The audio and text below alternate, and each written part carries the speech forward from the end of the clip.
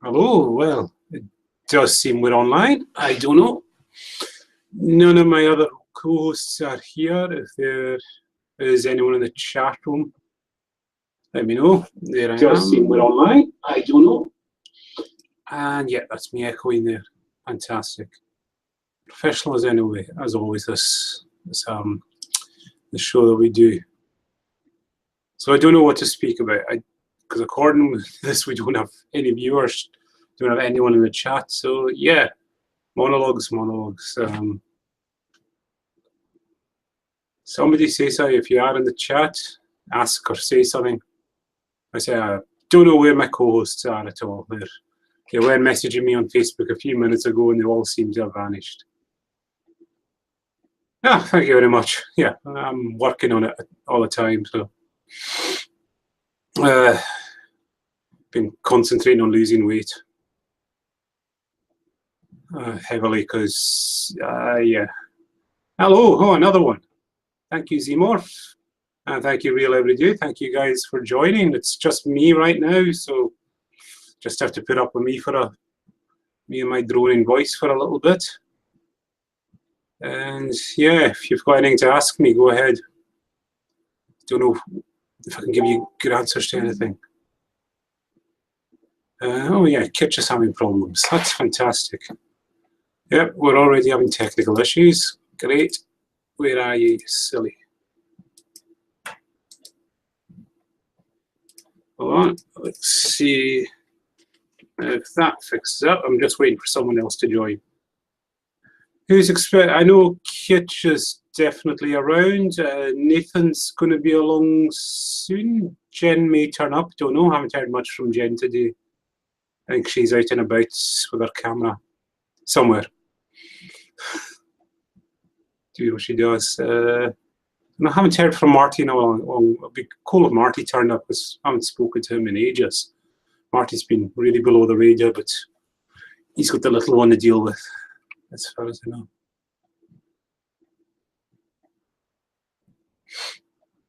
So yeah, that's the stellar lineup we got: the journalist and the biochemist. Who come along soon. Oh, bloody hell, we do have Marty. There you go. I wasn't expecting that at all. Speak of the devil, I brought you out there.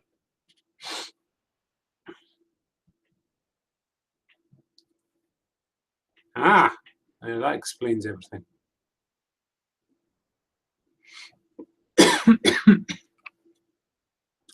Speaking of Satan, well, I don't know. Is Marty Satan? It could be argued. I think a case can be made for that. Although I think Nathan's got more of a qualifications to be Satan. He's the journalist in the group, so yeah, being a journalist definitely more qualifies you to be Satan. And that's it. Yeah. Oh, where's my crew? I do think we have Kitch. Do we have Kitch? I can see you, but I can't hear you, Kitch. Maybe I should try talking. Yes, that works. Brilliant. It's not just me waffling away. I've got Kitch with a beard and a beer, so what more can you ask for on a Saturday night? Do you like the jersey? Well, you can't even see it, but sure. What shirt's that you got on? Unlow GAA. All right. It's the local club out here, so I was out there buying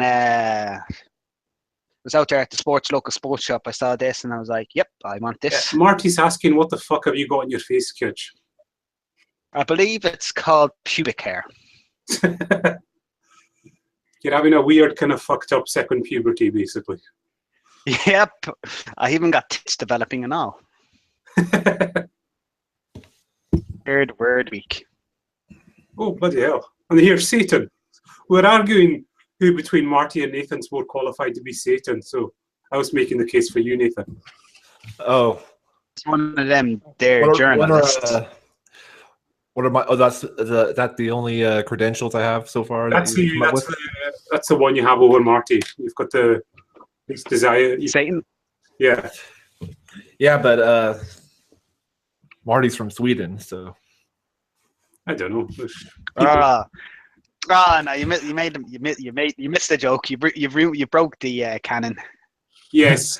I'm from Murica, so You never noticed that in our shows. We're always saying Martin's from Norway. That's what you should have said there. I remember quite a while ago, like maybe a year ago or a little more, I accidentally said Marty's from Norway, not even as a joke. And, yeah, that's essentially how it all started once. We were getting ready to do a live show, and it was Lundy was there, and Marty had to disappear for 5 minutes before the show. And who was it? It was Martin Wagner we had on, and he said, "Oh, is everyone here?" And I said, "Oh, Marty's not here." And he said, "Who's Marty?" And Lundy said, "Oh, I think he's from Norway or somewhere like that." And I was saying, "Don't let Marty hear anyone say that." And Marty appears, say, "I'll hear anyone say what, that you're from Norway." So if anyone ever says that about me, I'm going to hunt you down and kick your ass. And so naturally, this being the internet, we've never relented on it. Yeah. Well, I accidentally let slip that I thought he was from Norway, and Marty was like, "Fuck you."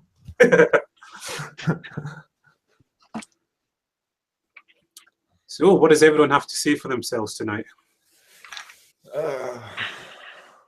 I need another beer.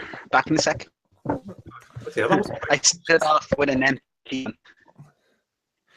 Breaking up a little bit.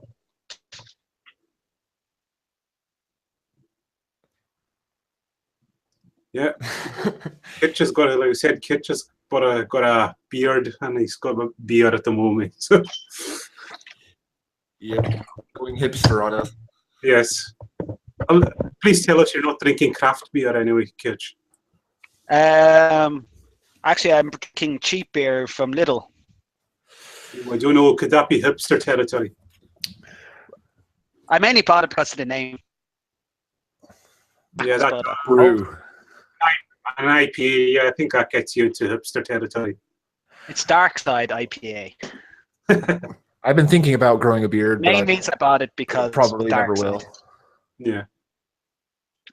I'm also opening it with a Thor hammer. Yep. I'm not going to attempt to pronounce it because Marty always laughs at our pronunciations of it. Mjolnir. I know I mispronounced it, but sure. Yeah, I know Marty's going to start laughing at us if we try pronouncing the name of that. That's his one bit of revenge. Don't worry about magic belt. That's like impossible to pronounce as well. See, I thought about doing the whole Movember thing, but there's just large portions of my face where nothing grows and just look really stupid on me. My friends have been pressuring me for years to grow a beard, so for Movember. Wow. And I kind of like it so far, but sure. I've thought about growing a beard, but my problem is that for some reason I can't stand having facial hair, and I like feel this urge to shave even when I barely start growing hair on my face. Yeah, I mean, you have no idea how much it is to go and just like Well, it's strange what someone's saying here about Marty's accent, how he sounds American. And this is something I've noticed with Swedes in general. When they all, as I understand it, you all learn a really good standard of English when you leave school. And what I find is a lot of Swedes, they go on like exchanges and all that. And the first country they go to, they sort of adopt that accent. Because I have heard a Swedish girl with a really strong Kerry accent, Kitch. And I was convinced she was Irish, but she was actually Swedish. And she just said, I've been studying there for 2 years. And I've heard like, yeah, she was at Kerry University for 2 years doing an exchange or something like that. And like, she's just seemed to, and I find Swedes, they kind of, the first kind of English speaking accent they hear, it kind of just imprints on them. So basically nobody in Sweden's going to understand her. Yes. Well, if she speaks Swedish in that accent, yeah, it's going to sound really bizarre. Has Marty lived in America before? No. I think it's, I think like some Swedes do sound kind of American, and that's just kind of, I think it's just from watching movies and TV. Okay. that's true. But I also think it's just more with the American accent. Every syllable is pronounced. Yeah. In the American accent, as far like then this is just me ignorantly spouting. But like if you go to say the likes of Dublin, certain syllables or letters are just water becomes water. Yeah, I'm a typical American in that I really like the British accent, the English accent. Oh, the English accent. But even then, a lot of English accents after that. You could. Yeah, but then I find it really interesting that a lot of English people are also fascinated by the American accent, which is something I don't even notice since nobody notices their own accent, so it's kind of interesting. I don't notice too many American. I just notice the southern one, and I do notice Californians. It's not so much an accent, but they speak really slowly. I find Californians, and you do notice there's the New York as well has just some certain words have a weird twang to them. I'm quite particular to the Boston accent. Oh yeah, that's quite distinct as well. I think my accent is probably the least distinctive of all the American accents. Are you from the Midwest originally? Or? No, I'm from the West Coast area. All right. Never been anywhere else. All right. Yeah, so that's I know there's other accents, but I can't really tell them apart. Yeah, I can't tell any of the English accents apart. But except for the Irish. Yeah. And Scottish, you can tell that.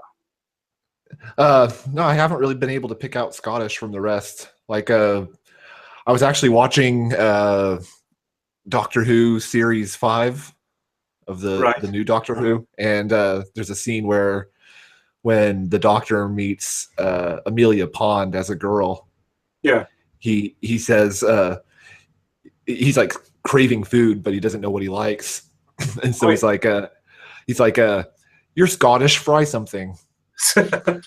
Yeah, and he knew that just from hearing her talk. Yeah, and you didn't pick up on that accent, no? No, I didn't. Not that particular character's accent. Well, someone saying your accent is distinct enough they recognize you when you called the Atheist Experience all those years ago. That was weird. That when you picked that out, mate. Nathan was just kind of, you're a bit freaked out by that. Yeah. I think I never remember watching that show, but I didn't connect the dots myself for that. I remember so it was so long ago. So, but I remember 10 years ago. I remember another caller on that episode. What was his name? Oh, I can't. No, there was a certain caller. He was the guy who got angry when Jeff said you're an evolved being. He got really offended with Jeff. So I remember seeing that, but I don't remember the call. If that makes sense. Like I remember that as the thing that happened. I saw it, but I can't remember how that call went. Wait, somebody got offended when Jeff said what? He was asking for proof of, how can I find proof of this? And he says, well, you use the internet. And how do I do that? Well, use your common sense. You're an evolved being. And say, I'm not an evolved being. I didn't come from no monkey. Oh, I don't remember that one. I'm not an evolved being. I'm sorry, you're a primitive organism. Yeah. Oh, I miss Jeff D as well being on the show. That he's still on the Nonprofits podcast. Did anyone watch the 20th anniversary Atheist Experience? There was a 20th anniversary? I haven't watched the Atheist. Yeah, they were recently, it was their 20th, and they had a special show where they got loads of the old hosts on. And, do you remember Ashley used to be the host? Yeah. Ashley Perrion does not age at all. He has not changed in 15 years. He is exactly the same in every way. It's just it's unreal. And so is Jeff in a way. He doesn't seem to age very much either. They're Time Lords? No, but who else was on it? Joe was on it. Joe Zemecki. Kieran Glasser was on it as well. For those who know all the old hosts. It was good to see them again. Oh, Jeff D. Joe Zemecki. Yeah. Joe Zemecki used to be on Atheist Experience. I didn't know that. Yeah. Oh, we've had him on the show. He's like one of the founding members, isn't he? That must have been really long ago, because I started watching Atheist Experience in 2000, like the end of 2008, and I don't remember ever seeing him. So was that you? Like the start. Yeah. So was that you in your kind of curious stage at that point? Yeah, that was about a year before I went full atheist. All right. Okay. I started watching it in 2006. Yeah, that's when it's the same opening theme song as well, because I just remember that theme song. It's really good. Yeah, I didn't start watching. I was listening to the audio of the episodes at that point, because streaming wasn't a thing at that point. Yeah, they were on Google Video then. Yeah, it was just the podcast I was going with at the time. So, and then I went to listen to some more. But if you go to the Atheist Experience channel now, they've got all the each episode up. Yeah. So you can see. And they've been up. This the lost episodes. Yeah, and they are fantastic. I find them more entertaining than the new ones, to be honest. I have to say, because they got things. Alec Jones used to put in as well and all that. They had Alec Jones calling them in because. I forgot about that. Yep. And Ray Comfort as well, right? Oh, I remember that. They had Ray Comfort as a guest, actually. Yeah, but it was entire hour. When Atheist Experience started up, Alex Jones used that same studio as them on different days of the week, and I think they were pointing that out on the 20th. The two biggest shows to come out of Austin Public Access, and saying we couldn't be more polar opposites.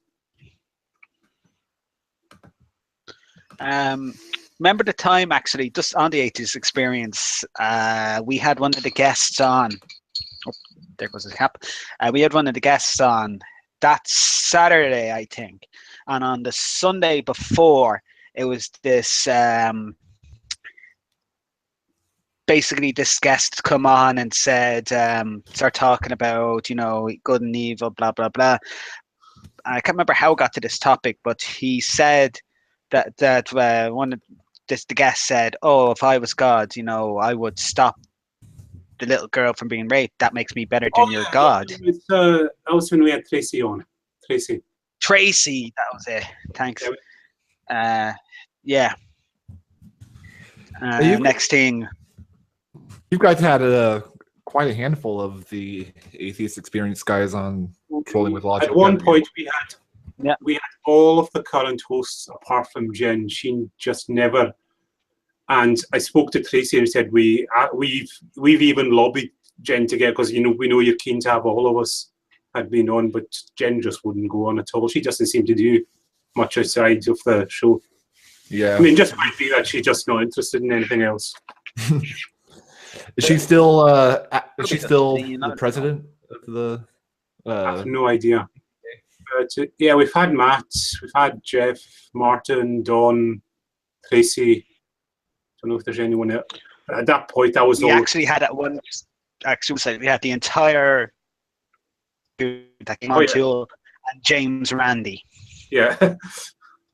But that night, but the tech was going severely wrong that night. Everything went wrong with that charity show. So. Yeah, but it still led to probably one tech issues led to two best moments in this show. Yeah. You had James Randy on a charity show? Yeah, but like I said, that night the tech was just. Was that the same night as Coughlin's? No, Coughlin the Maximum was the first charity night, wasn't it? Am I right? Yeah.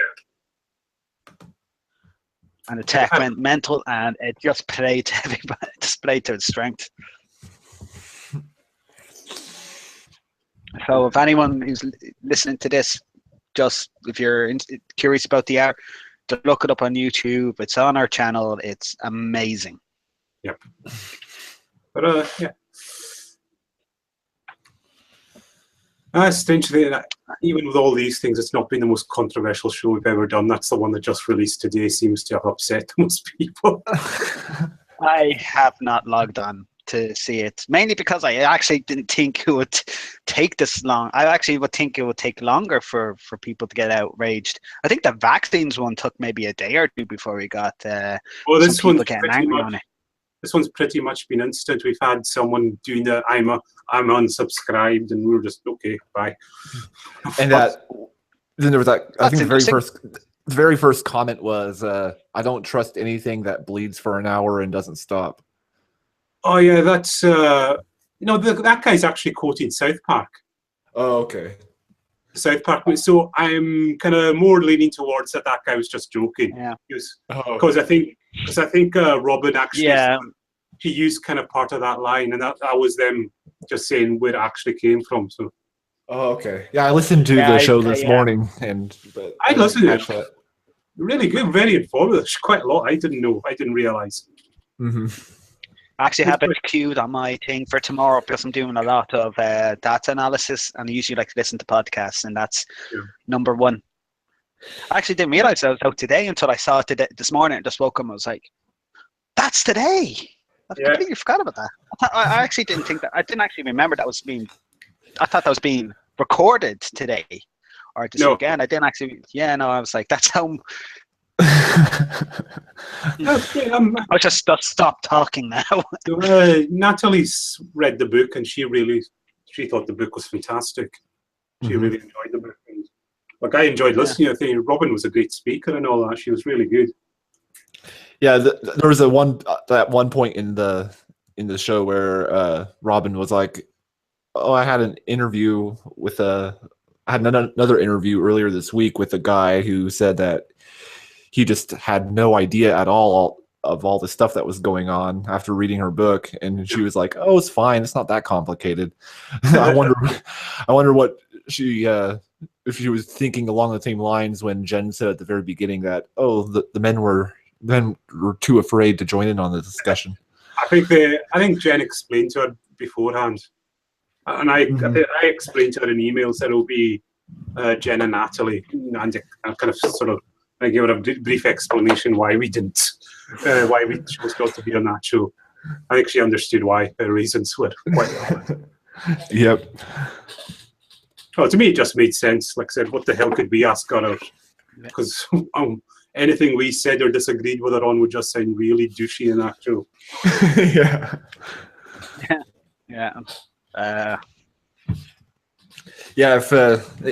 Agree if anything we agreed on or disagreed on, like that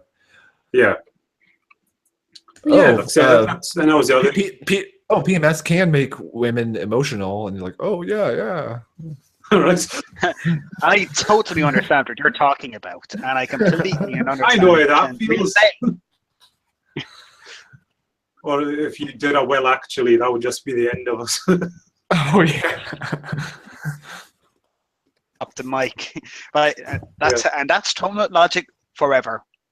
Yes, but no, like I said, it's just. God help us. Like I said, I think myself, Nathan, Jen, we just knew what was going to happen with that show. Yep. We just knew from day one, there would be people pissed off, and I didn't actually think it would take. Not take a song. I didn't actually think it would take so quick. Oh yeah, I thought it would be a couple of days before that would happen. No, I just knew the title and also what's on the graphic, kind of the subtitle of our book as well. I knew that would just be the match to the gasoline for some folk. I'm pretty sure a lot of the angry comments, they have barely listened to 2 minutes of that show. They probably heard Jen's joke at the start, and that was them raging. Even though they probably all know what Jen's sense of humor is, and then it's pretty clear she's been sarcastic with what she said. So.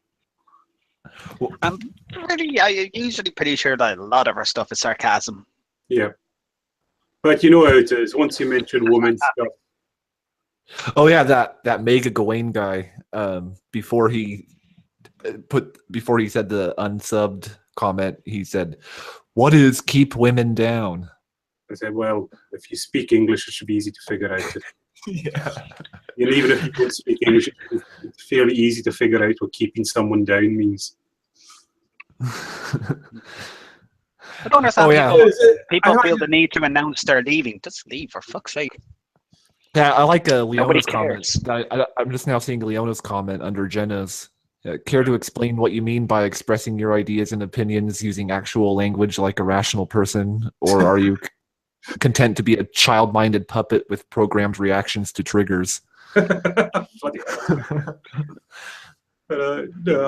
just like I say, out of all the topics we've done, how that is the most upsetting. It's just unreal to me. I just can't believe it. I can't believe that. I would have thought the vaccine one would be worse, or the one where you have a concordance with that guy. Oh God, No. we went on about Zika. Yeah, but see, the thing with the vaccine one is that people were actually disagreeing with what we said in the show, whereas with this, it's people just the instant knee jerk to the title and what they think the show is. I think that's what's kind of unreal about it. It's just they saw the title, they saw the description, that was it. Just, I don't know. Oh, well. I'm pretty sure the unsubbed guy probably didn't listen to much of our past episodes anyway. Well, I can say... Well, all I can say is just, well, so long, farewell, go fuck yourself. It's a good way to weed out the baskets of deplorables from our subs list. Honestly, I don't care. Whoa, you're breaking up. You're breaking up really badly, kid. I'm coming. Either your connection's bad or that beer's stronger than I thought. Hello, Kitch. I just heard shit. That was it.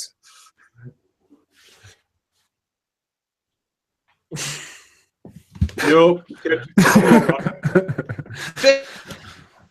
Am I really that bad? Yes, oh, yeah. You're better now, though. Not much it's better, going. It's probably, hold on, just give me 1 second. I think I identified the source. Sounded like the Irish Dalek again there.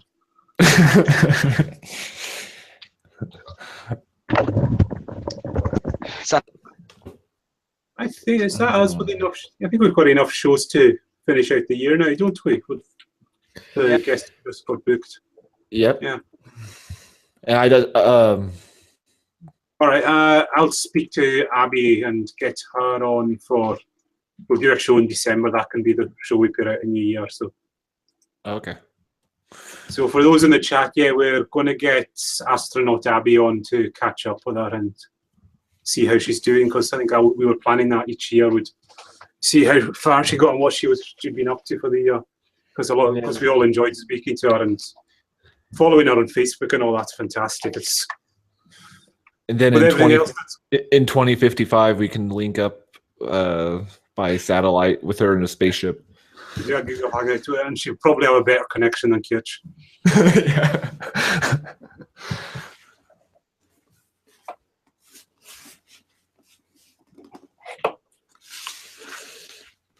Yeah, I think Kitch would lost Kitch already completely. No, yeah, we'll definitely, because with everything else that's going on, reading Abby's tweets and her Facebook and that is like a shining beacon of light.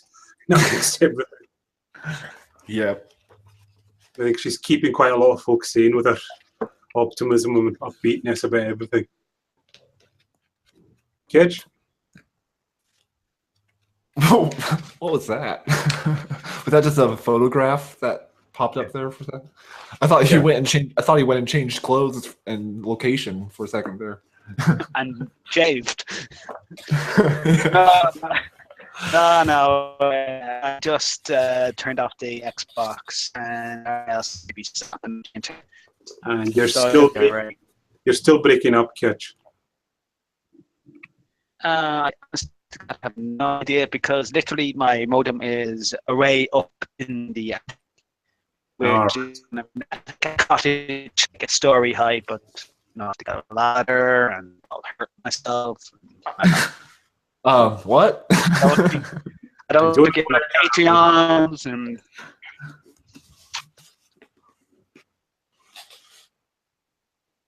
Yeah, I think he's Okay, given. now. Yeah, a little bit Not better. really. And yeah, no, I also had the YouTube stream up. Yep. And I was eating broadband like fuck. Oh, that's better now.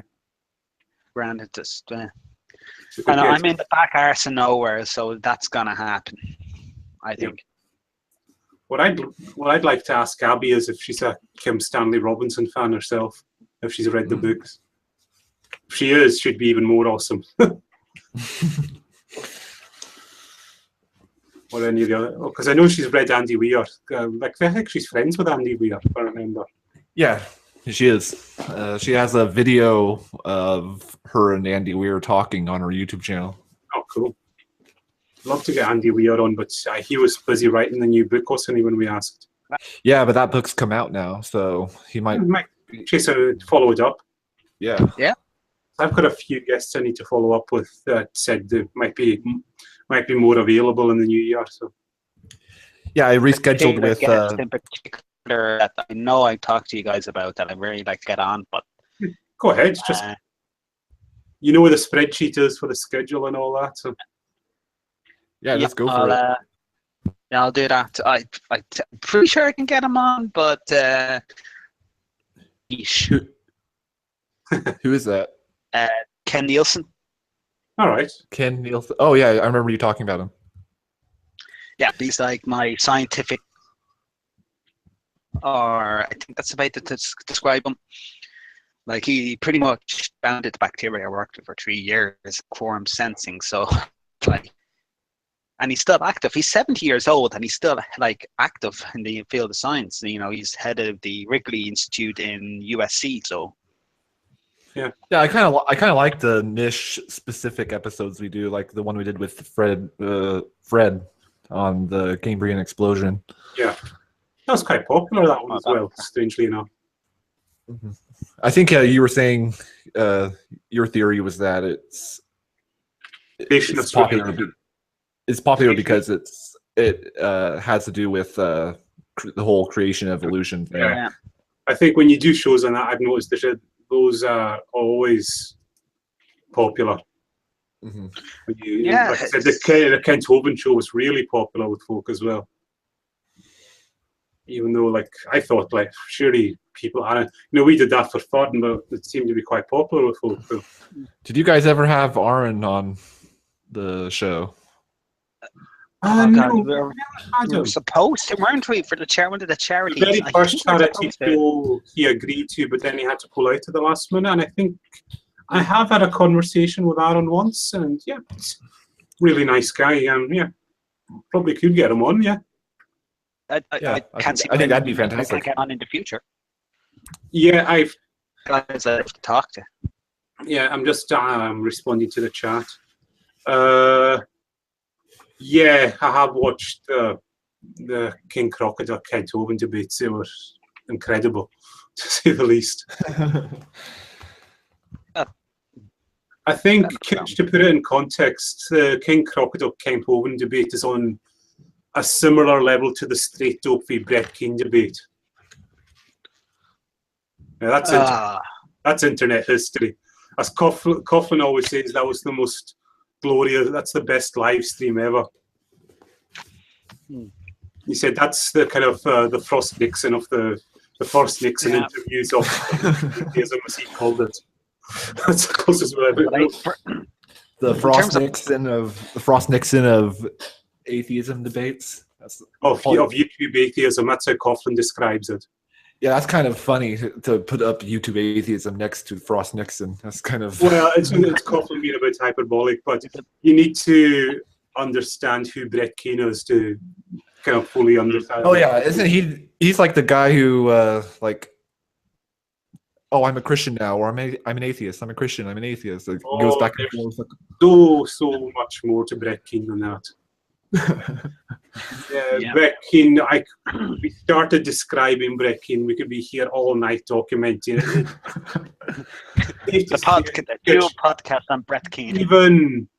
Even by the lowest standards of the internet, this guy is a fucking scumbag of the highest order.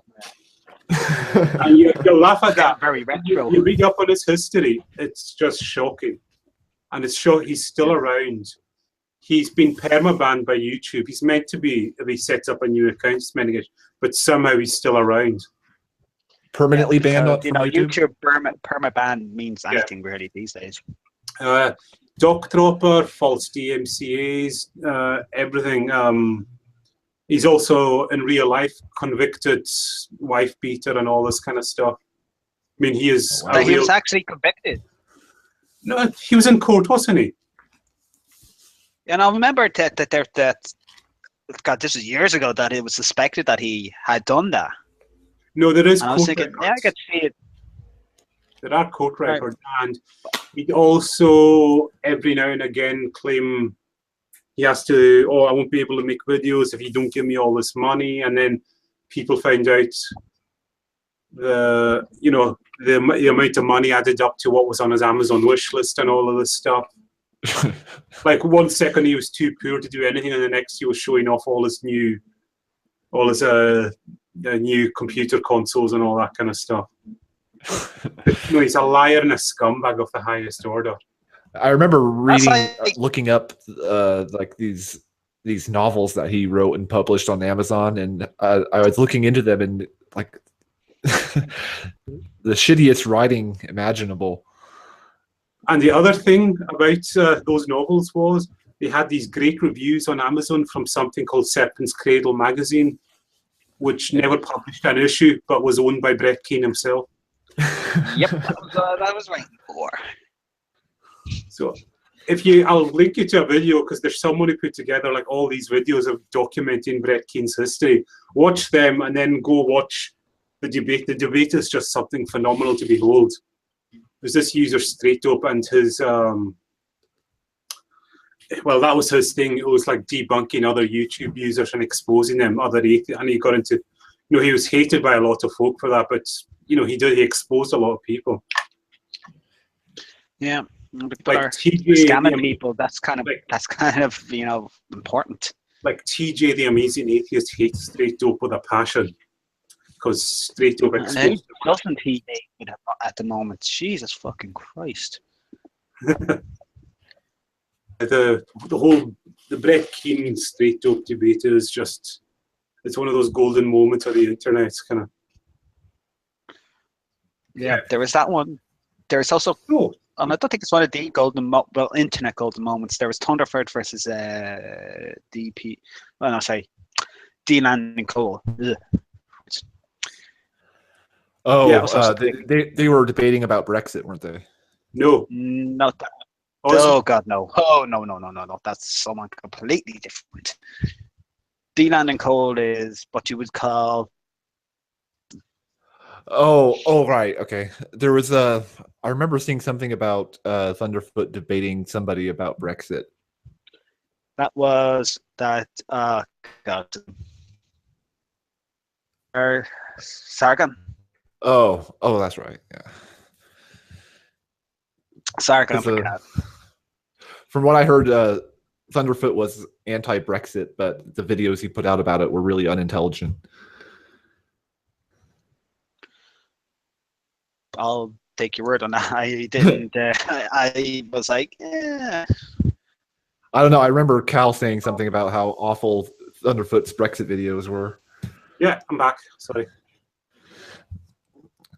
Don't know what so we were saying Thunderfoot put out some anti-Brexit videos, but you said they were really awful. Yeah. No, I think the debate that Kitch was referring to was. It was about the Ground Zero Mosque and Muslims and all that. He debated Dylan. And that was a 4-hour debate or 3-hour debate that went on? 5. Yeah. So yeah, you can check that out if you really want to.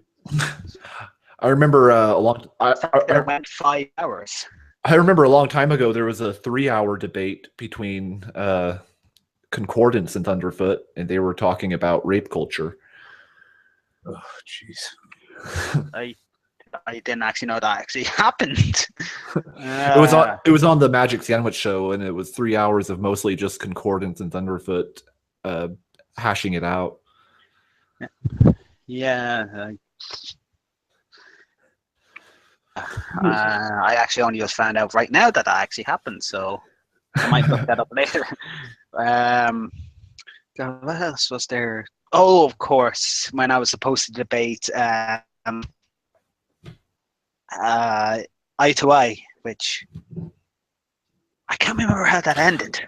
I honest to God cannot remember. Because I fell asleep just after Eye to Eye arrived. I too. That guy is just he just copies Kent Hovind. Yeah, that's all he does. Yeah, well, Kitch was meant to debate him one night. That would have been interesting because he showed up 4 hours late, wasn't it, or something like that? Oh God, no! This was at 5 a.m. for me. I scheduled out at like midnight.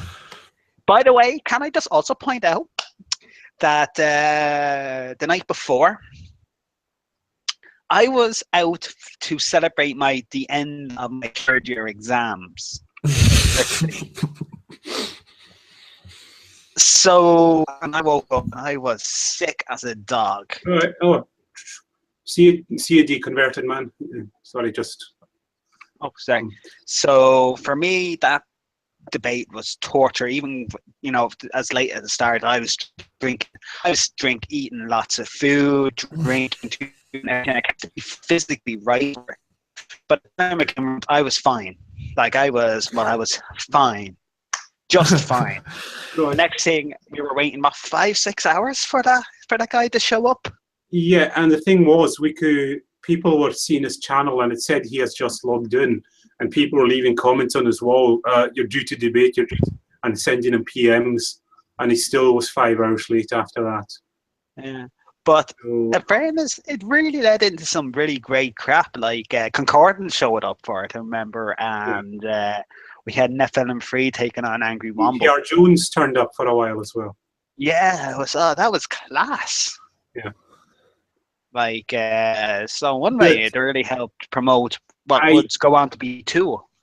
Yeah, I did remember at one point, I thought this was just as I passed out because it was so late, that Eye to Eye thought phylogenetic trees were actually plants. What?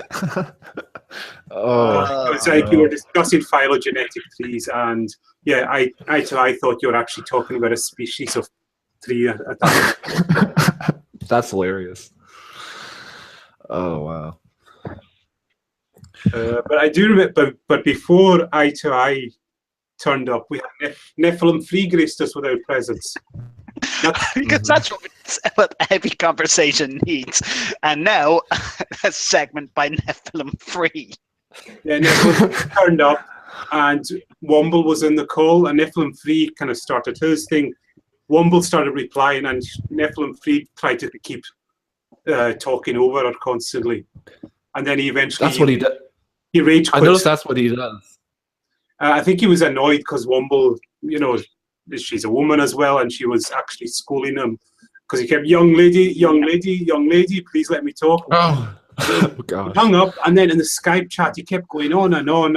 I won't speak if she's still on. I won't speak if she's still on. And then, because I think I was the moderator, and I just said, fine. I don't.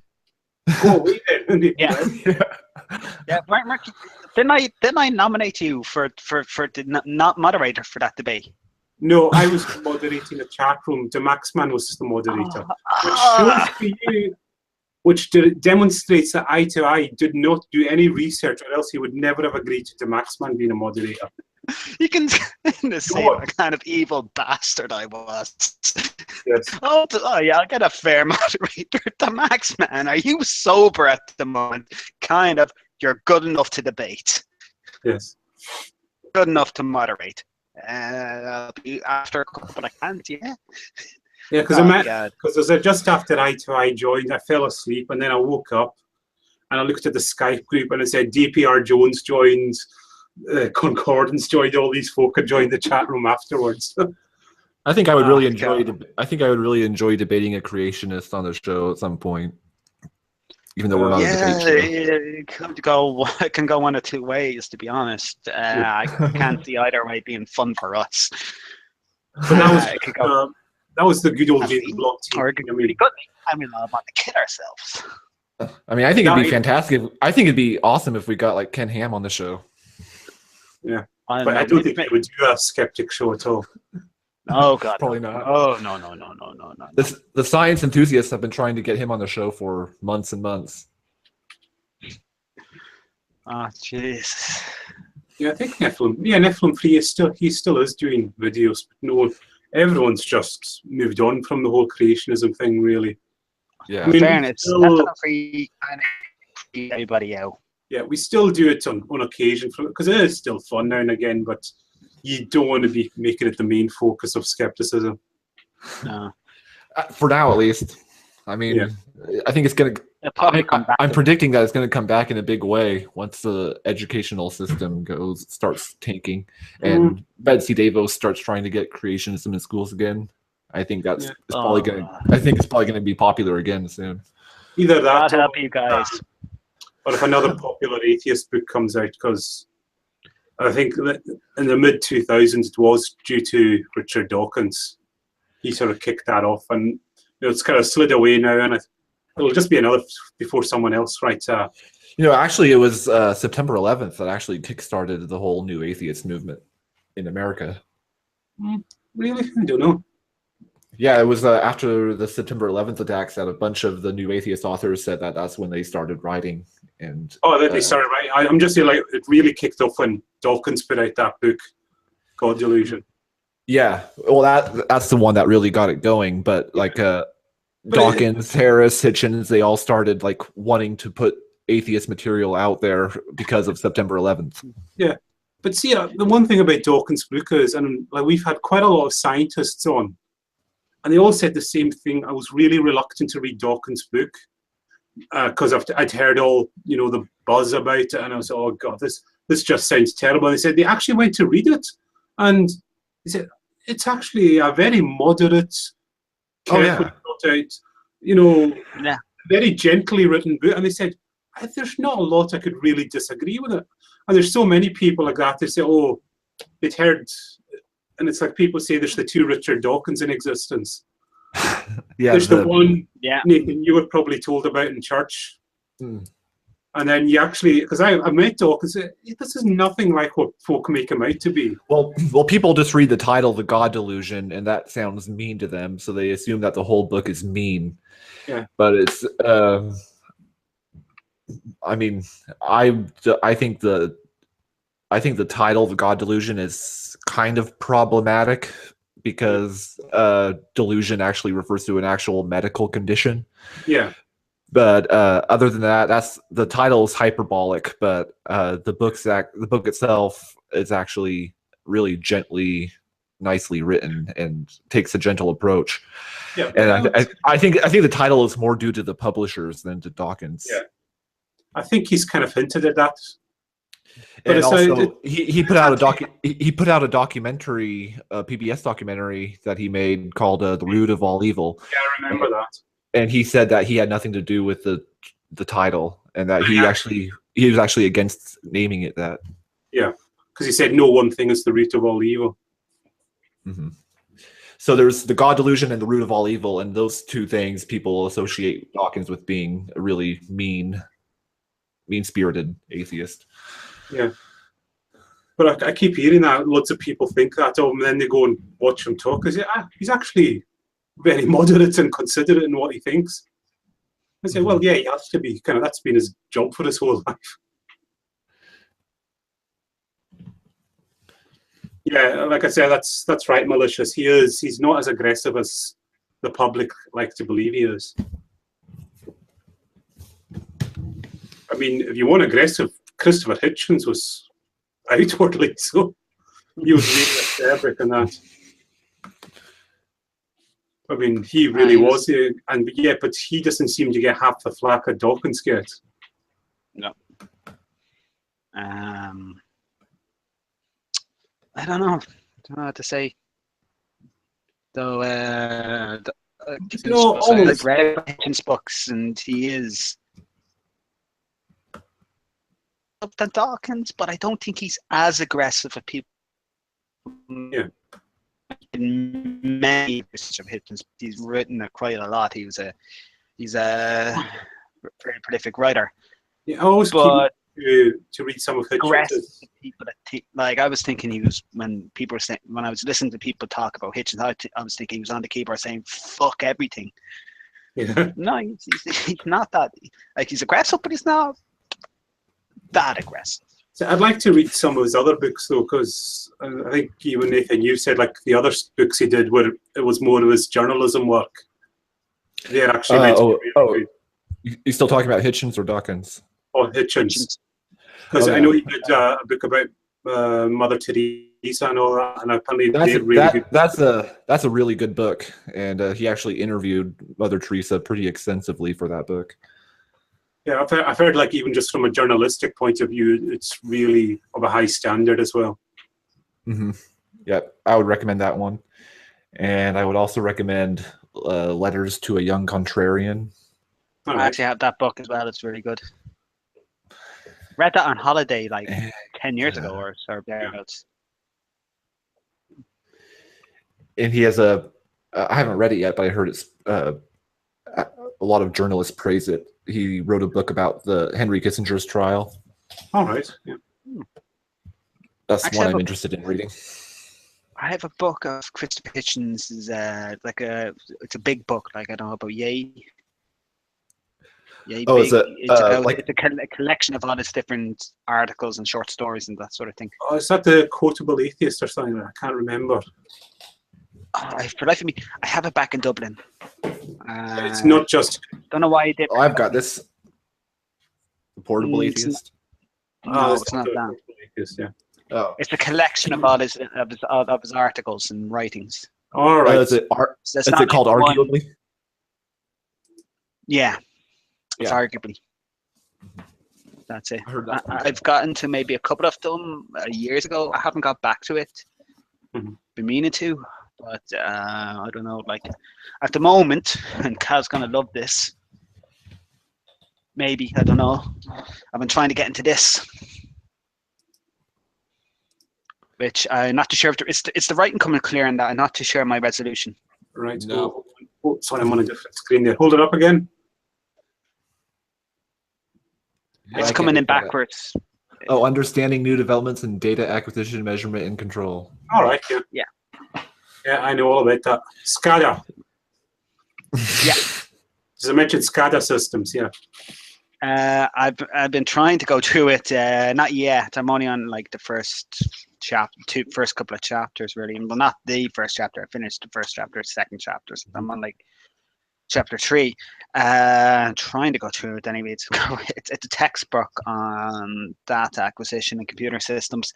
I just thought it might be useful. I found it actually in my lab in DCU because my PI left and he left books there. So set up the university, taking them myself. I'll probably bring it back to him anyway when I go to Singapore.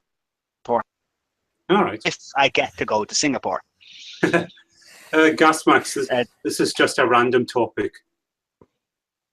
But feel free to suggest one. It's not just atheist stuff. Just wherever the conversation goes. Yep. If you want to, but as I said, suggest a topic, and not too stringent. Be back in a second. I need something to drink. You guys, amuse yourselves. Okie doke. Actually, I will get another one when Cal returns. I'm thinking Dark Side IPA, mainly because it says Dark Side. That's the only reason I bought it. I'm that superficial. That and also it's like €2 a bottle, so not too bad. Though in fairness, I probably could have gone across the border and got like 5 of I don't know whatever for like a lot less. But sure, that's like an hour and a half drive through the mountainside. Not that class. But I will have to do that. Actually, I tell you, I'm meeting up with Miles and Bucky from the League of Nerds. Yeah, when is that happening? End of the month. Oh, okay. And the 3 of you are going to do a video or something? I think we're doing a show, but I'm not too sure what it's on. I know we're going to see. God, what's the name of that film? The Room. Oh, Just have to see where it goes. I think they've already done something on The Room, so I think we're just going to see it because we hate ourselves. I've never seen The Room, so you've never seen The Room? Oh, you're in for a treat. So how many of these should I have? Keep in mind, I'm not driving to Belfast. It's actually a fun bad movie. It's not like a. Oh, so it's kind of like Batman Forever or Batman and Robin. I mean, people love The Room because it's so bad, but it's not like the kind of movie that makes you want to tear your hair out and scream. It's actually it's like so bad it's entertaining, and it just the awfulness of it just fascinates you and pulls you in. And grand. I remember I was in Dublin this summer. They did a 90s night, and the 90s night was Batman Forever, and it was all neon pink. Like the entire cinema was decked out in like beanbag chairs. Oh my god, I really wish they do it again. Mainly because I get this drink, this weird Riddler cocktail in a beanbag chair covered in what do you call those? It was like a long scarf, but it was frills. I can't remember what it's called. Wearing an Indiana Jones cap for some reason. Mm-hmm.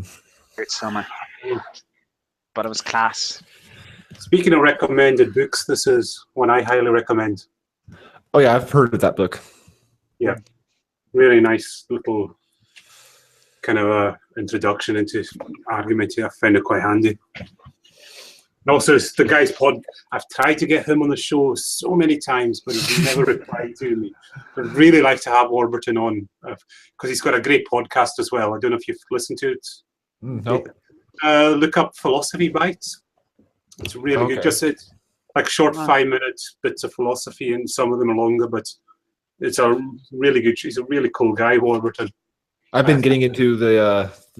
Speaking of short philosophy podcasts, I've been listening to A History of Ideas, BBC. They've got like 12, 13-minute episodes. They're not active anymore, but they've got a long archive. And of course, for philosophy stuff as well, we've had him on our show is Philosophy Tube. All right. He's awesome. He's a really cool guy. Do you know who should get back, though, is Kevin Folta. Yeah, definitely. You guys said you had like a failed episode that you lost with him? Episode with that. Nothing worked out. That was just after I'd first come back here to start college, and we didn't have a proper internet connection in this house, and we couldn't get it to work.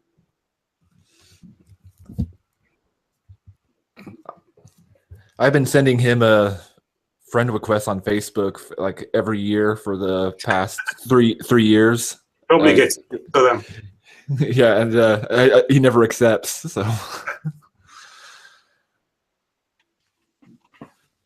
but yeah, like I said, that's just the other books I've got over there are just it wouldn't be very interesting for the audience. Some of them. So I do have Paradise Lost in there. So Paradise Lost.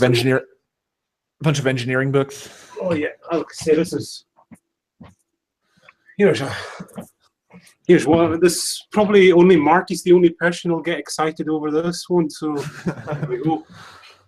Engineering mathematics. Yeah, it's a nice. Look at all that good stuff in there, Marty. Marty's probably is getting excited seeing that. See, there you go. Probably winking off right now. Yeah, see. Well, if I didn't say something, we were all thinking it. Oh. And I've still got my old Bible over there. My old King James Bible from Sunday school. I've got a King James Bible, 1611 edition. So were you King James only when you were in church? No. We were into the whole King James only thing, but it was just like the preferred translation. But like my family had like a bunch of different versions in the family library. Well, when I grew up, the church I used to go to was King James only, but I've now, like when I've gone to funerals and weddings since I've come back, NSV is in there. quite a bit, which is quite. So I think scholars, like biblical scholars, actually prefer the revised standard version as like the most scholarly, the most credible scholarly speaking. There's one version which I would like to buy, and it's the one Matt Dillon. It's got all the loads of annotations on the side. Which one's that? Is that the one we're talking about? Skeptic's Annotated Bible? No, not the Skeptics. It's a scholarly one. It's the Interpreter's Bible. Yeah, that's the one. I think Matt recommends that quite a lot. Yeah, I think Oxford University puts that out. Yeah, I've seen it in some of the bookshops here. Started to read it, and the annotations quite interesting. Yeah. Mm-hmm. And I've also I didn't get the chance when I was in Dubai. I really wanted to buy like if there was an annotated Quran anywhere, but yeah, I never got one of them. See, I've got the Bible, I've got the Quran, I've got the Bhagavad Gita, the Hindu scriptures. Oh, I got one of them in an airport years ago.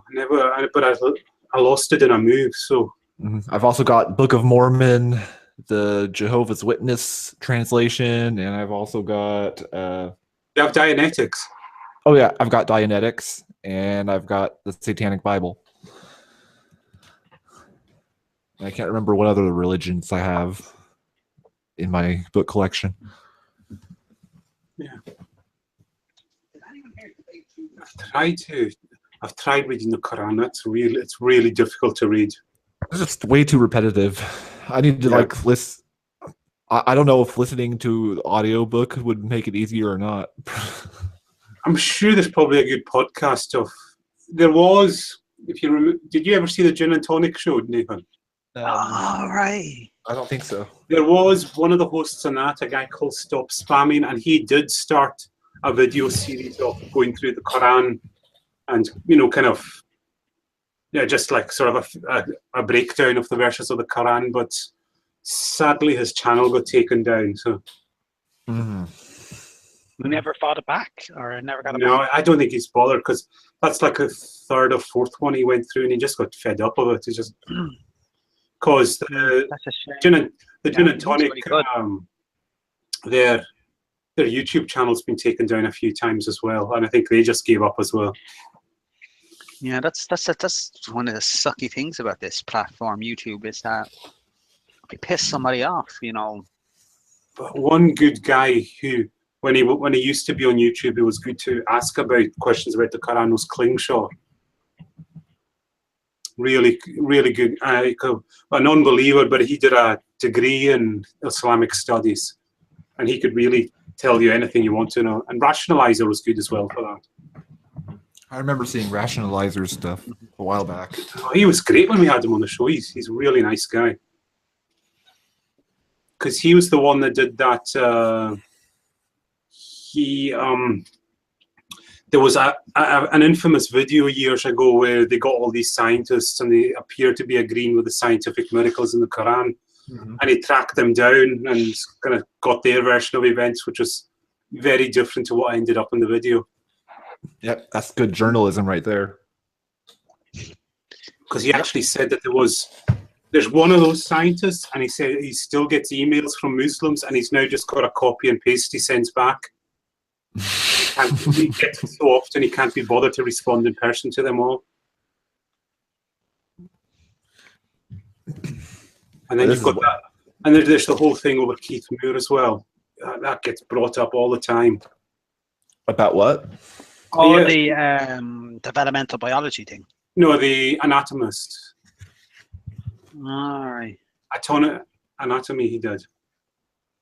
It was anatomy he studied, and he was one he meant to. I can't remember, but all Muslim apologists go to this guy. But the thing is, Keith Moore, he won't talk about it anymore, which is kind of quite weird, I find. Like, he won't say, no, I disagree, or yes, he just says, I don't want to talk about that. Remember when we debated a guy in the World Atheist? Sorry? Remember we had a guy in the comments section who kept going, Keith Moore's a great scientist, and, well, anatomy is a proper it's a real science, because it's actually hands-on, unlike theoretical sciences. So hence Keith Moore's kind of more reputable. And Keith Moore wrote a textbook as well. He was just trying to appeal to British authority. I was like, yeah, but what about everybody else?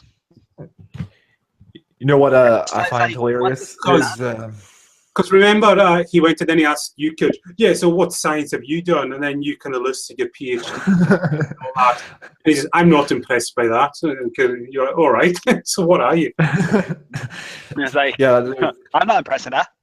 I don't care. You asked. I can't remember. I can't remember his name for some reason. There was a creationist that was.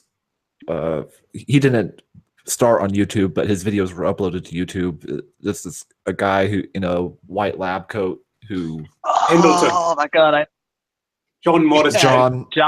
Yeah, John Pendleton. He there was he went on Carl Bau's creationist show, and he was like, well, I'm actually I am a scientist actually, if you think about it, because I'm a car mechanic, and that's applied science. What was some of Pendleton's? He had a really famous one. I can't remember. I can't remember some of his claims. Yeah, because being a car mechanic means you can be a biologist. Just like I can be a nuclear physicist. Well, he was on Carl Bau's creationist show talking about how he moved to South America because he wanted to catch pterodactyls in the forest. Yeah, and put them in captivity. Yeah, he also believes that UFOs come from Satan, doesn't he? Yep. Look like break me. Oh yeah, that's what he said. Marty pointed out. He said Loch Ness in Scotland, England. Oh god, that's gotta hurt for you. Yes, it does. Even Pottoler pointed that out. That you've pissed off a lot of people there. That is one guy I wish we could get on the show, and we've asked him, but he's politely said no, because he just said Pottoler. We asked him, but he said if I say do one, he's got to do them all, which is fair enough. That's what he kind of said. I feel like if I say yes to one, then I'll just get inundated, and I feel compelled to do them all. I said I just don't have the time. So, but he was really nice to us. Yeah. I won't mind trying again, just to be a bit, just a chance of arm. Yeah. Because you never do if you don't ask. Yeah. Did his debate with Steven Crowder ever happen? No, Steven Crowder didn't. He pulled out at the 11th hour. That sounds typical of him. Because of course he did. I think Steven Crowder wanted to debate all of climate change, and Pottoler said, "No, let's debate this kind of specific subject that you talked about on your show," because that's what Pottoler says. You've got to keep the debate specific, or else it just turns into, a cluster. Well, he didn't use the word clusterfuck, but you know. Yeah. That's kind of standard. You can't just go in and say, let's debate the field of evolution. Well, what particular branch you want to go down? Or let's debate, I don't know, infectious disease. What about it? You got to have a specific argument or a specific thing you want to focus on. And climate change isn't just this one thing. He did do a kind of hangout afterwards, and what he said was, because someone asked him, so what are the papers that prove climate change? And he said, it's not that simple. It's just such a vast variety of them, and when you kind of do a meta-analysis, then it all points to it. And he said it's the same with evolution or any other of these big fields. It's not just it's not just one single paper that proves it. Yeah, he told Crowder and over again in his videos that I'm letting you choose the topic. Like, choose something specific. Which is, more than fair. Mm-hmm. That's playing right into Crowder's hands. Crowder can choose anything that he feels he's strong on, and he didn't. And I'd understand if he had to cancel because of a family emergency or something like that. But what was the excuse he gave? Oh, by the way, Gas Mask, if you are talking about Zeitgeist, I'd advise you look up Nathan's blog post on it. Nathan's had some things to say about that movie. Nathan's done a quite extensive analysis of that.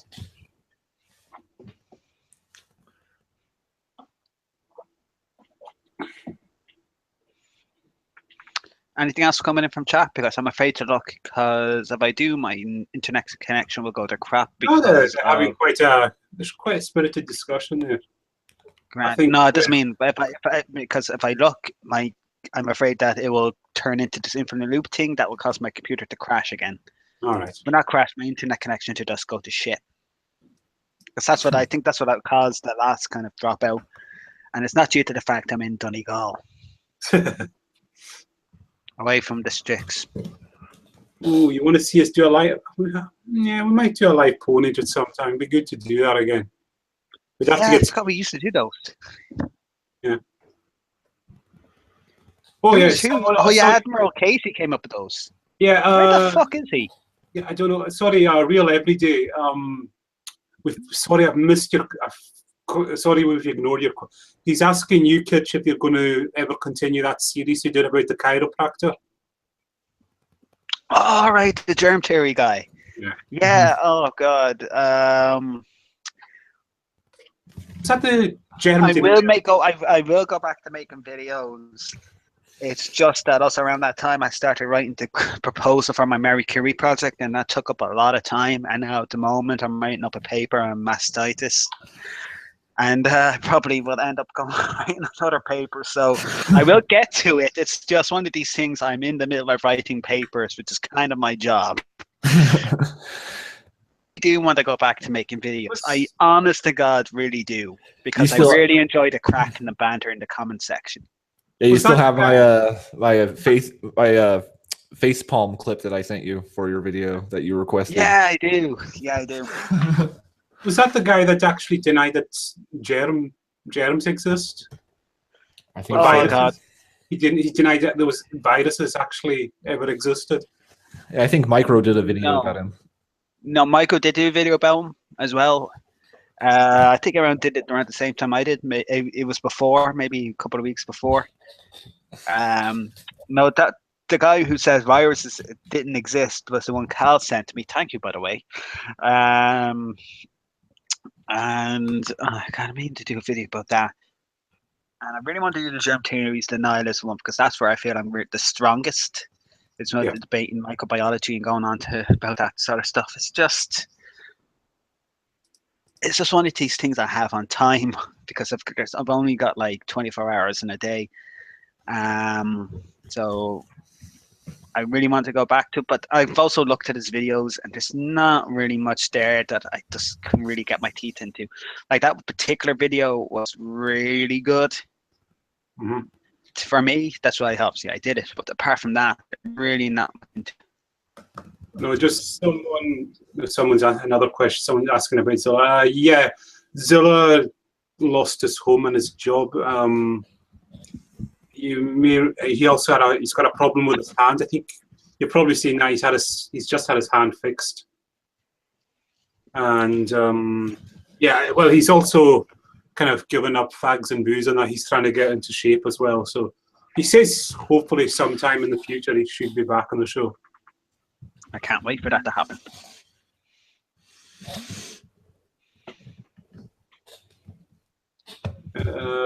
Pumpkin is around, and he said if we ever need him, he'll happily come on to do some shows with us. So yeah, bring him on. I don't know if any of the fans are, because all our fans seem to hate Pumpkin. So. I love him. He's fucking class. Yeah, we're just gas man. Yeah, he's about Pumpkin. He's I don't know what he's up to. It was like 2 weeks ago. 2 weeks ago, he turned up at the Hangout, and well, I was speaking to him after in a long chat about real life stuff, what he's been up to, and that. So he just said he's just tired of interacting on YouTube, but he said he would be happy to join in the show now and again. When I told him how we do the shows, he said I'd be okay doing that. It's just the whole live thing. I just don't think he said I'm okay doing it in wee fits and bursts, but not to the extent he used to.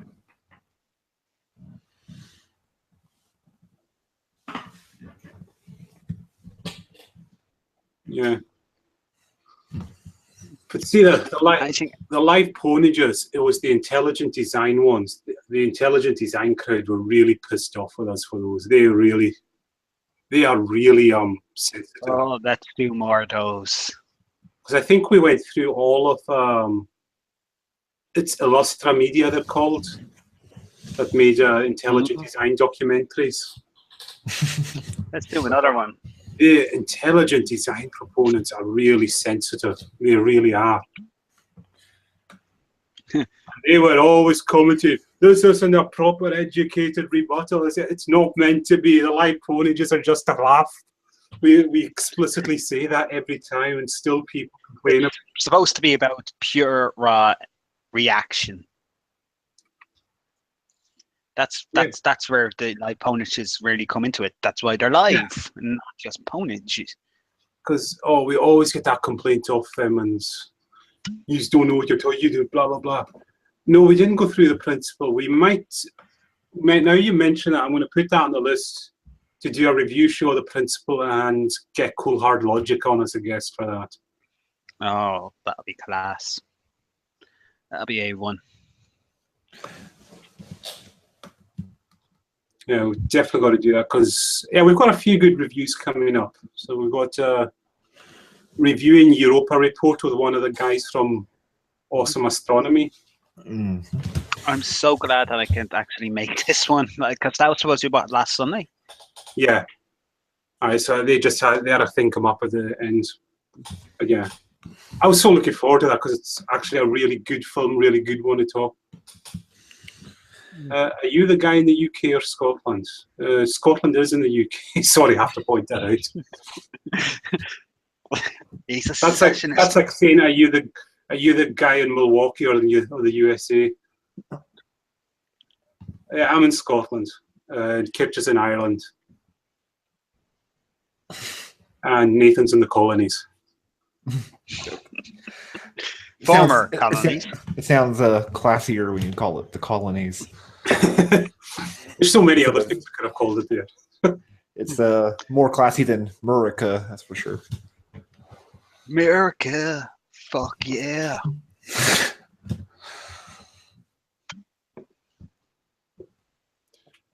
No, I've got a few movies I really want to review on the show because quite enjoy doing the movie reviews. Mm-hmm. We're actually almost just a movie review podcast at this point. It's kind of, I think it's just because we went on a long series of reviews and now we're getting a few guests lined up. Mm-hmm. Yeah, that'd be class. If you can get, like, I don't know, just in terms of movie reviews, God, what movie I want to go after? What was the one that we had a request for? I know I've got it bookmarked somewhere, but something about America and fascism. There was that one about taxes on the government and that. Oh, yeah, that'll be a fun one. Yeah. What's that one recently? God, it's a food one. Oh, it's on Netflix. I know what you're talking about. Yeah. What the health? Yeah, that's it. Yeah, I really want to do that one. We actually got a request to do that one too. Yeah, I think that should be one we should do. Yeah. Just to answer the chat there, is there going to be another... I think there will be another Scottish independence referendum, but I don't know when. I don't think it's going to be soon. I think it's going to be later. Because last election... I think.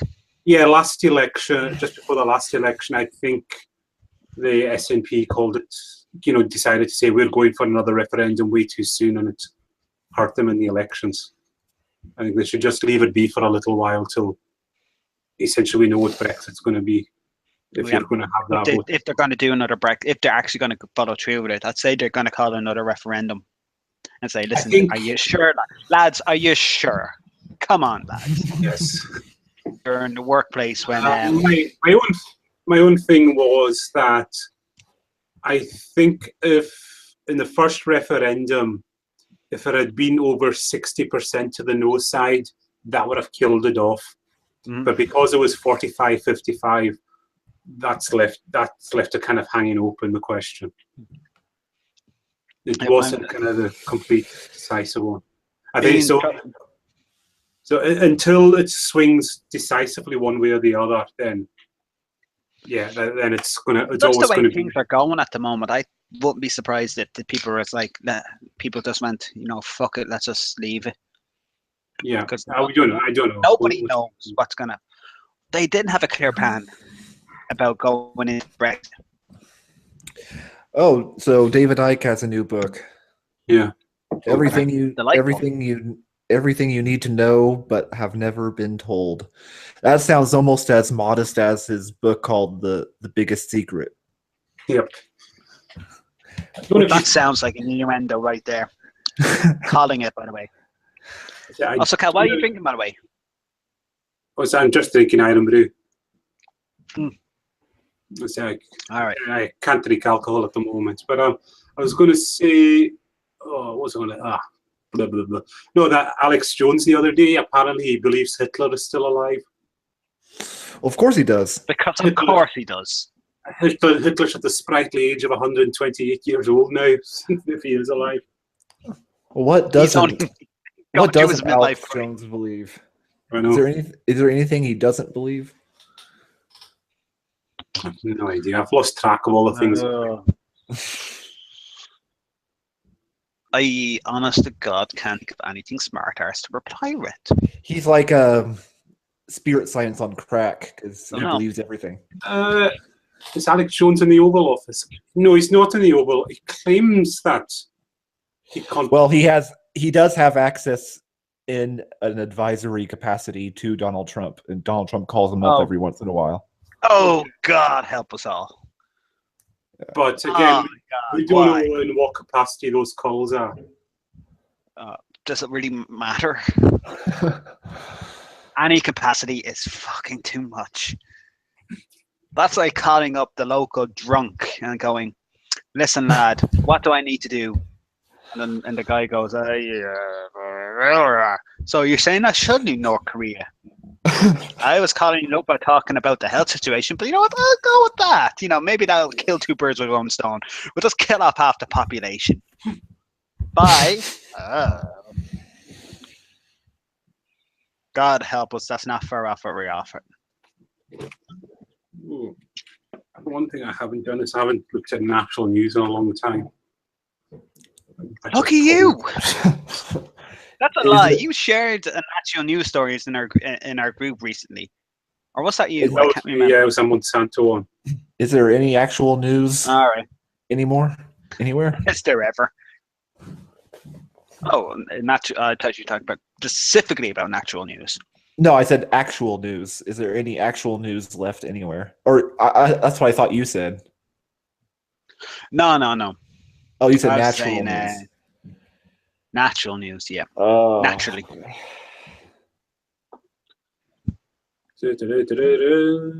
that's the usual stuff there. Get your news GMO free. Read natural news. I don't know why I laughed at that. It's kind of cute. I'll give them that. That's actually kind of cute. That's all I give them. Some of their articles that don't even make sense. Kind of holistic thinking is more valuable than IQ intelligence. That's not even coherent, that sentence. Nope. No.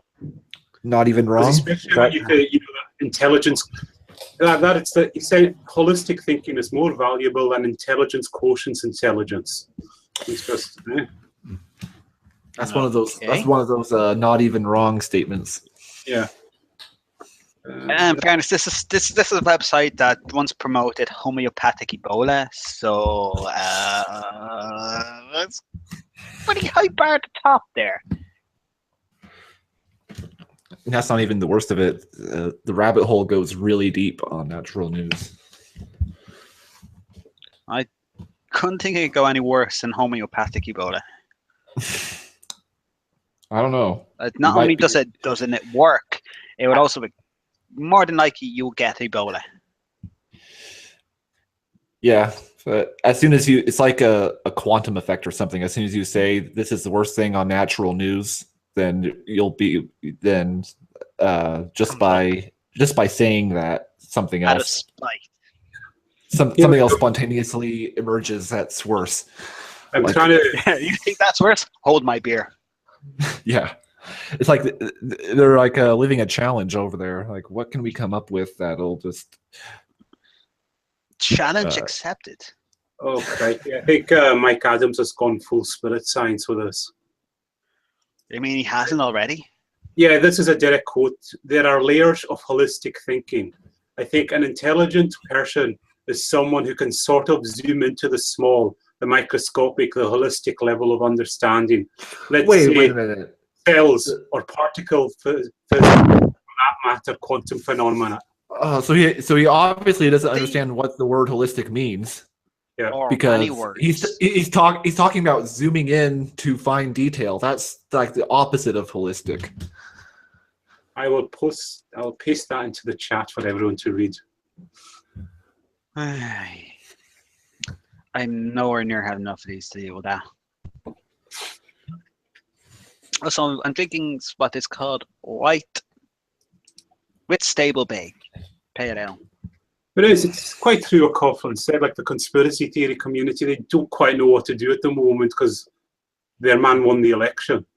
They were all heavily backed Trump, and like, as how can they claim anything is a false flag? If it's a false flag, that means Trump's behind it. Yeah. I think the conspiracy theory conversation will start to turn more towards like painting Trump as like a martyr or somebody who's persecuted. Well, it's just I think the conspiracy will now become, oh, the liberals are working behind the scenes to tear Trump down or something like that. Because of course they will. But I think they're on about this thing now, the deep state, whatever. I've heard that. I don't know. They can't actually explain what it means, but I think that's that's their new bogeyman, the deep state.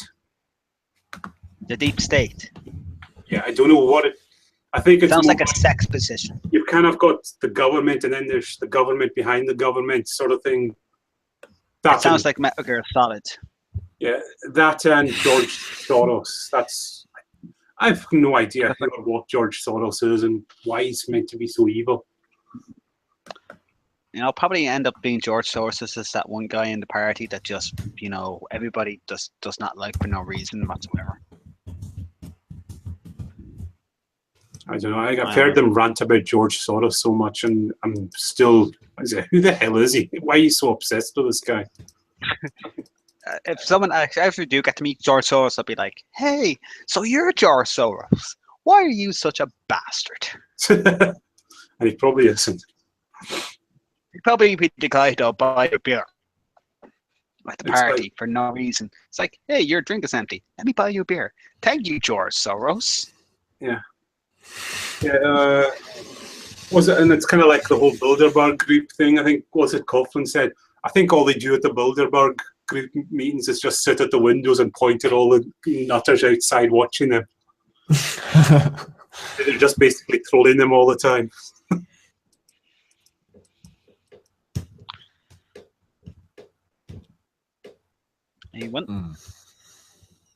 Ooh, silence. Ah, God, that's something I would not actually expect to hear with a conversation with myself in it at the moment. Words. I cannot be quiet. But yeah, no, I'm only at 7 weeks here. 1 week in Belfast, so technically 6 weeks. So that'll be class. In Belfast for a personal medicine conference, personalized medicine conference. So just need to book into a hotel. There's a movie I'd like to review on the show. Is 2010. 2010? Yeah, 2010. All right, is that the one with the? No, that's 2001. I'm thinking of. Yeah, because I am one of these outliers that actually prefers it to the original. Oh wow, that's never heard that. Never heard. There's a lot. You actually come across a lot. There's a lot of fans who just dismiss it, and then there's some who say it's actually not too bad. It's just they did it in a totally different style to 2001, which is all they could do because it's such a unique kind of film. 2001. Mm-hmm. There's like you know. Speaking of that, Do you know Yeah, what we it's should very do? like Stanley Kubrick's so distinct in his style. It's very difficult to film a follow-up to any of his movies because you can't really copy it. But they just did something different. A lot of people shit on it, but I really enjoy it. It's a really good movie, I think. Well, in that vein, you know what we should do? 2012. Oh God. Oh, I can't. The disaster movie. We can't be. There's no way we can beat Darrell O'Brien's takedown of it. What was that? Just that it's Oh, you've both. never seen Darrell? No, Darrell O'Brien actually does. It's a fantastic stand-up routine. What's the name of the guy who played the main guy in 2012? Just I can't remember the guy. Something John Cusack or not John Cusack. Yeah, it was John Cusack, I think. It's just John Cusack running away for lava for 2.5 hours. Mm-hmm. And then when he got into a car, the lava sped up. Yep. Yeah. I don't know. I'm not even going to try. No, I'm not going to try because I would ruin the experience. Just look it up on YouTube. Darrell being on 2012. It's just fantastic. In fact, that was around the same time the blasphemy law was updated in Ireland. And Darrell O'Brien did a tour in Ireland, and just in Ireland only. For during that bit, he did the 2012 thing, but he was in doing maracas. Completely, just you'll understand when you see the thing. But above him, it just said, "There is no God, so sue me." And here he is shaking the maracas. So yeah, just check it out. I can't find for the life of me that particular one in Dublin. Yeah. Where the God, there's no God, but so sue me. A friend of mine was at that particular gig, but the one he did in London was quite similar. But there was no God, so sue me. But it's just a fantastic, it's like 5 minutes. He was talking about it, and he actually got one of do you know the Indian guy at the start of it? No. Remember when he brought the scientist in to talk about, how the electrons have mutated? Yeah. Yeah, he actually got him to go in his routine for that show. Yeah. So he actually got one of the actors to come in and start doing the maracas. The electrons have mutated. Oh, crikey. Yeah. The Latinos have mutated. And they're heating up the planet. Or what's that another one? The electrons are angry. I can't remember that at all. And I just remember from a Coughlin thing. Just seen this. No, I'm seeing in my newsfeed. There's a few people sharing our latest show. Oh, that's class. Yep. At least it's going well. For some, No. It's provoked a reaction. So it's the most important thing.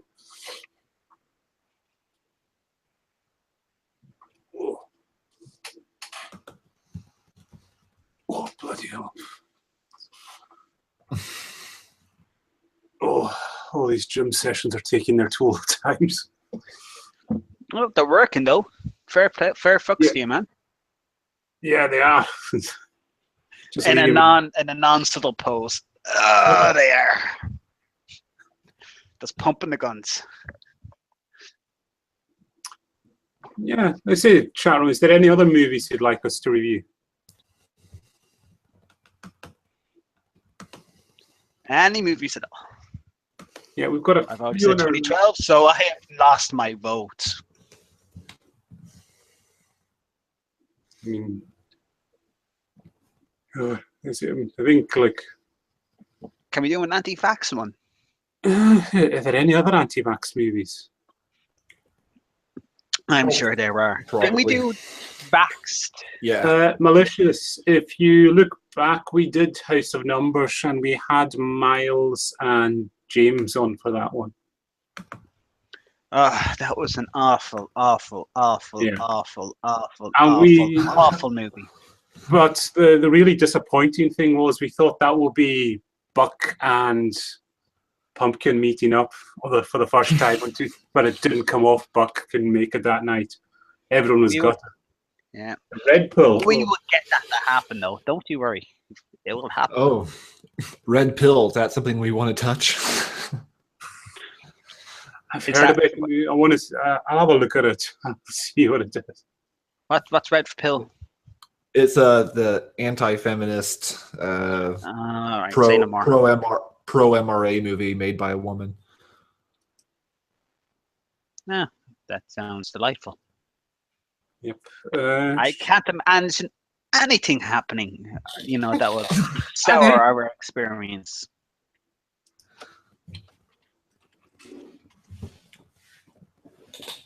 I'm just looking up anti-vax documentaries. How about HIV denialist or whatever the... That's a House of Numbers. That's what House of Numbers is, isn't it? Yeah. Yeah, no, but it's any more. Don't think so. There's a load of anti-Monsanto ones we could look at. Oh, but what was the one that you've been wanting to do? The World According to Monsanto or something like that? Yes, it's basically you get to see like a woman staring at a computer screen a lot. Because she's doing research.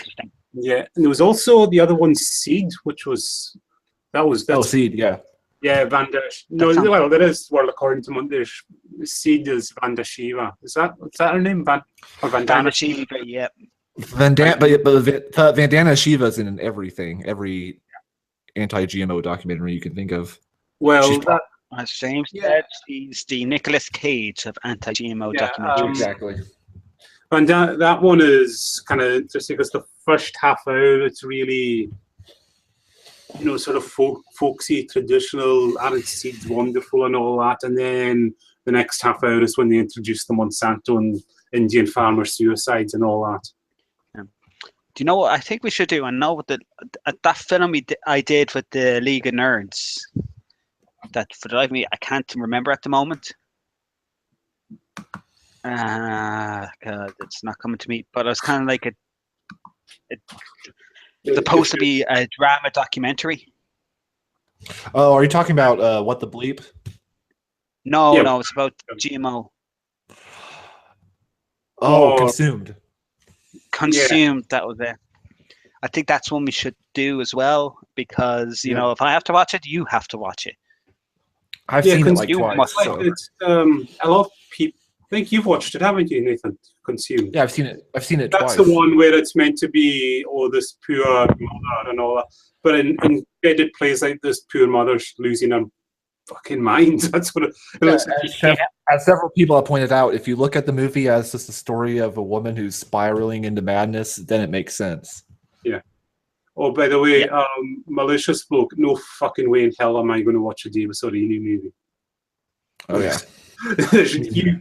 You could give us $1 million in Patreon right now, and I still wouldn't do that. Well, I would, but well, maybe. Hashtag no fucking way. $1 million is $1 million.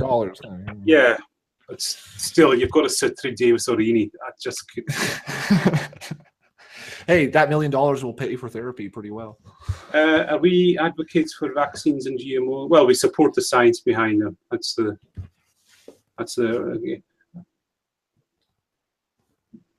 The science behind vaccines is very sound and it's pretty much undisputable. GMOs are a handy tool. They're a very useful tool. GMOs to me are just a more precise method than selective breeding. It's very useful for increasing yield size, increasing longevity, and for fighting world hunger. Yep, and the main people that are involved with GMOs, the farmers, are very supportive of it. And I don't see any health risks. It's kind of funny to me because a lot of the objections to GMOs are not on the basis of health. It's the basis of the economics and business practices, which are separate to the science. Well, there's a very simple reason why GMOs have literally never been associated with any disease or illness whatsoever, and it's because GMO is a process. It's not like an ingredient that you like scoop up and put into your food. It's a targeting or it's a adding or eliminating genes to food products to increase a certain trait that we find desirable or healthy. So Andy,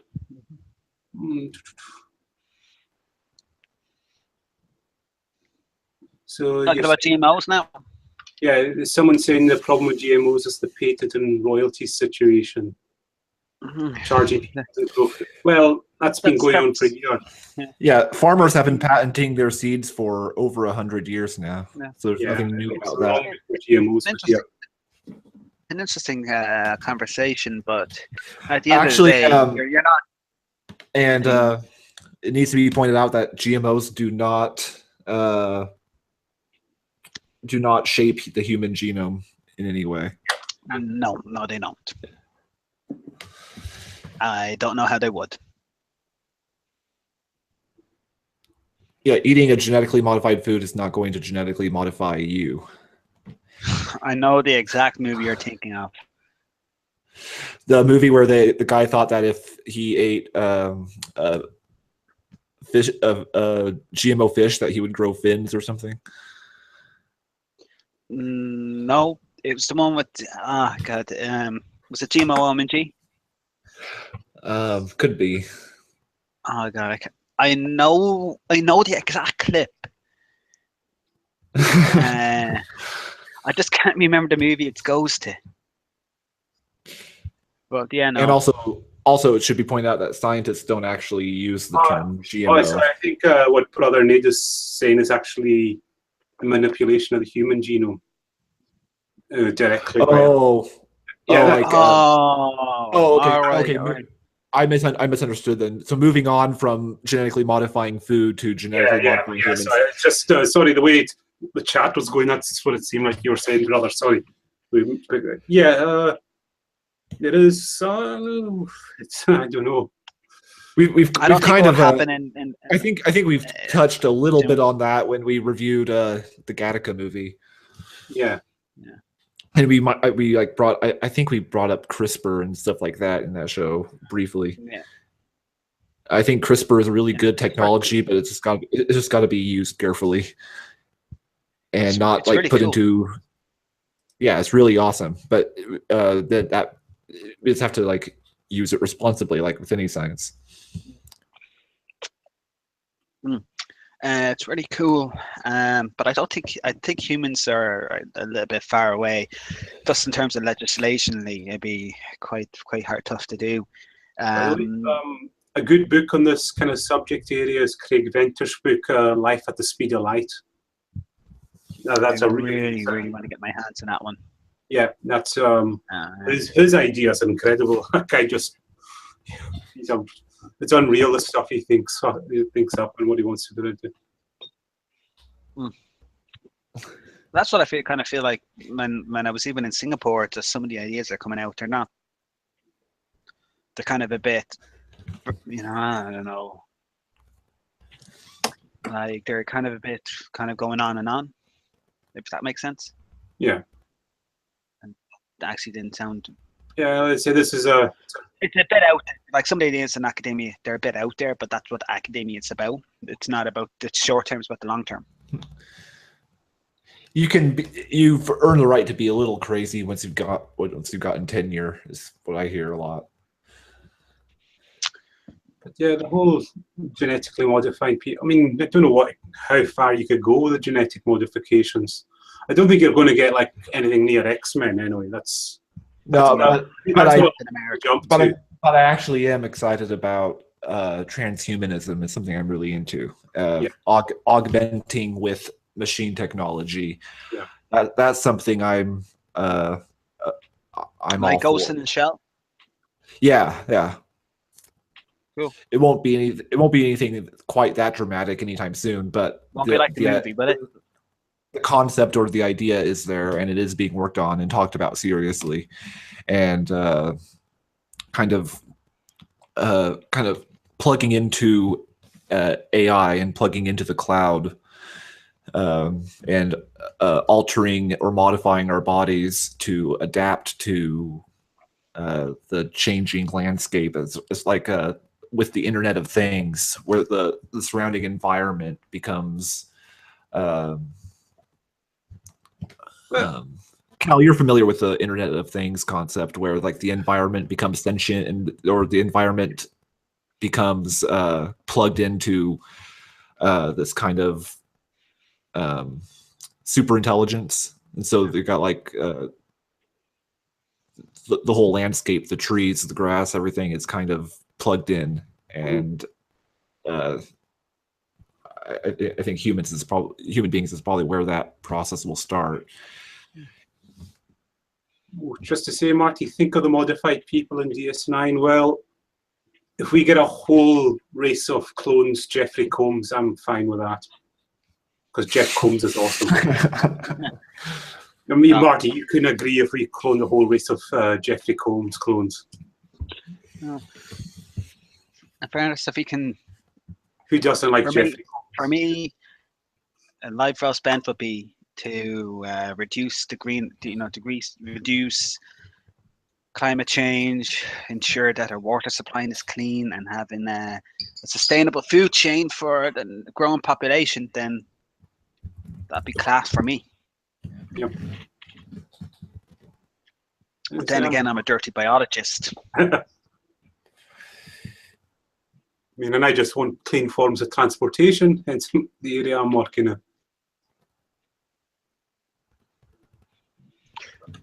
Then again, I'd also like to get Ireland's fucking water supply up to date. Yeah.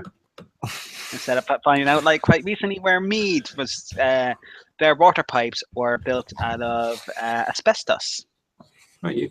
That's one thing I remember on the last show with Astronaut Abby. The two of you so kind of all were just nattering between yourselves for a good chunk of that show once you got onto Astrobio. I remember that. No, for me, astrobiology is kind of cool as well. Again, from my Ken Nielsen crush. Reduction, and in space there's no oxygen, so what else can? Because life is nothing. I love this quote, and if you ever have any questions about biology, life is nothing more than an electron looking for a place to land. Mm-hmm. So for us, that electron is oxygen. For a lot of bacteria, it could be oxygen, it could be nitrate, it could be metal like iron. So for astrobiology, that's the one main thing we need to do. Or that's the one thing that they need to do, is find a place for that electron to land. It can't be oxygen. Well, maybe it can be if it's an oxygen-rich planet.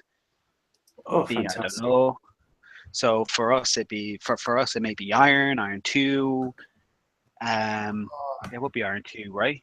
Iron 2, iron 3 would be iron 2.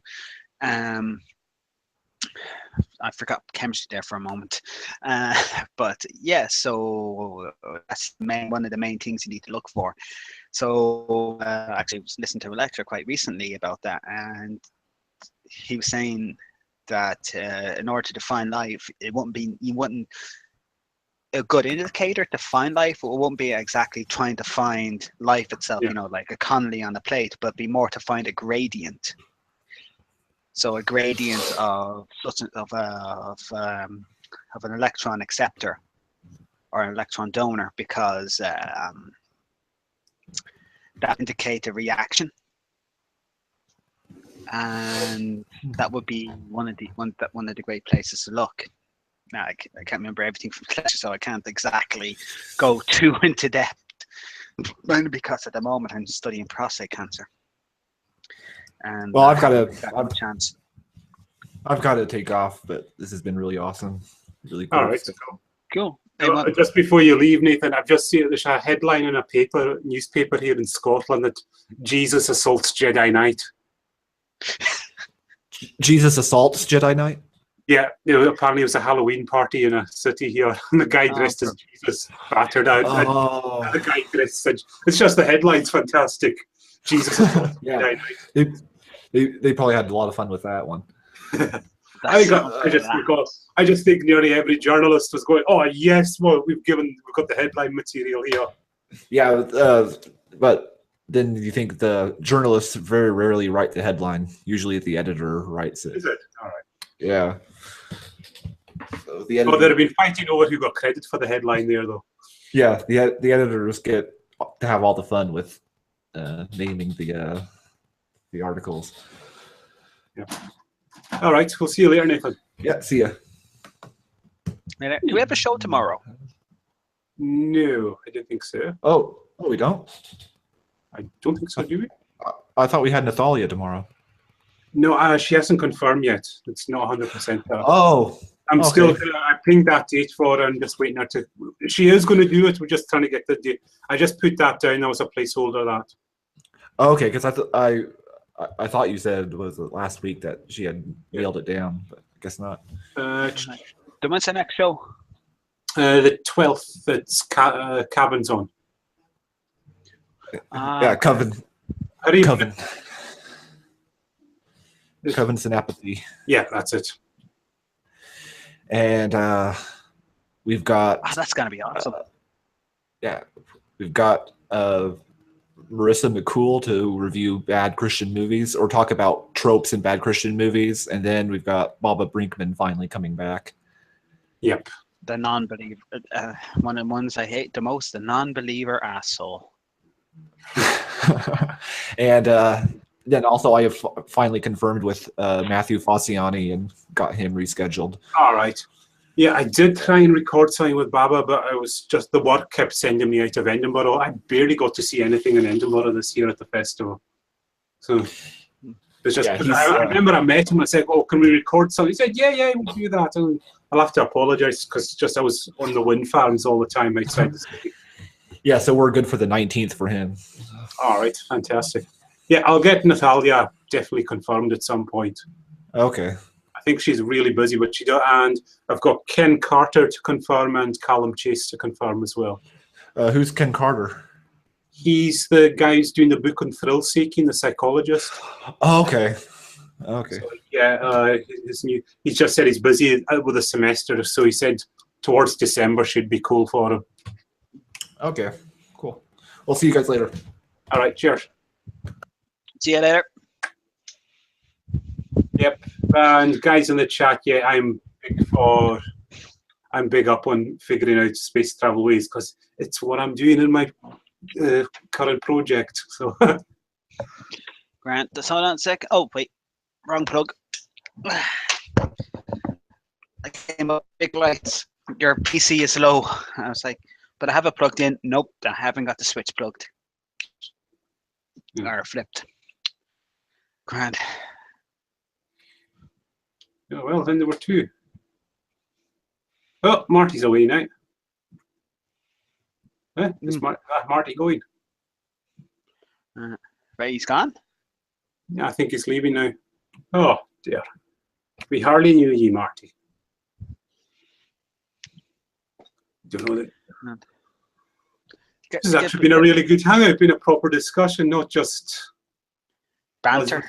We haven't resorted to soundboards once. Oh, don't tempt me. Don't tempt me. Yeah, we used to do live streams. It just always seemed to degenerate all the time, but it now seems we can actually hold proper conversations. That sounds like one. For once. Can you believe I've been growing this for only a week? No, I actually can't. I'd be quite envious if I could manage that. I just said, fuck it, I'll go with it. Because I was supposed to start on Tuesday or Wednesday, sorry. I absolutely, it's one thing I wish I could do is grow a beard, but it's impossible. One of my friends is the same, but he just started and he just persevered through it. No, don't encourage him, gas mask. You don't want to hear us starting on soundboards. It's not a good place to go. No. See, I think it's because I can't grow proper facial hair. That's a lot of people say I've got a very young-looking face, and because I still do get ID'd for buying booze, which is Really? annoying. Yes. Jeez. I'm nearly 40 years old, and I'm still getting ID'd when I go to the pubs. It's unreal. That first world problems. Yeah, I know. But I'll tell you a very interesting 20 years one. time, you'd be fucking dying to be ID'd. I'll tell you this one, Kitch. Remember last year the Euros was on? Mm-hmm.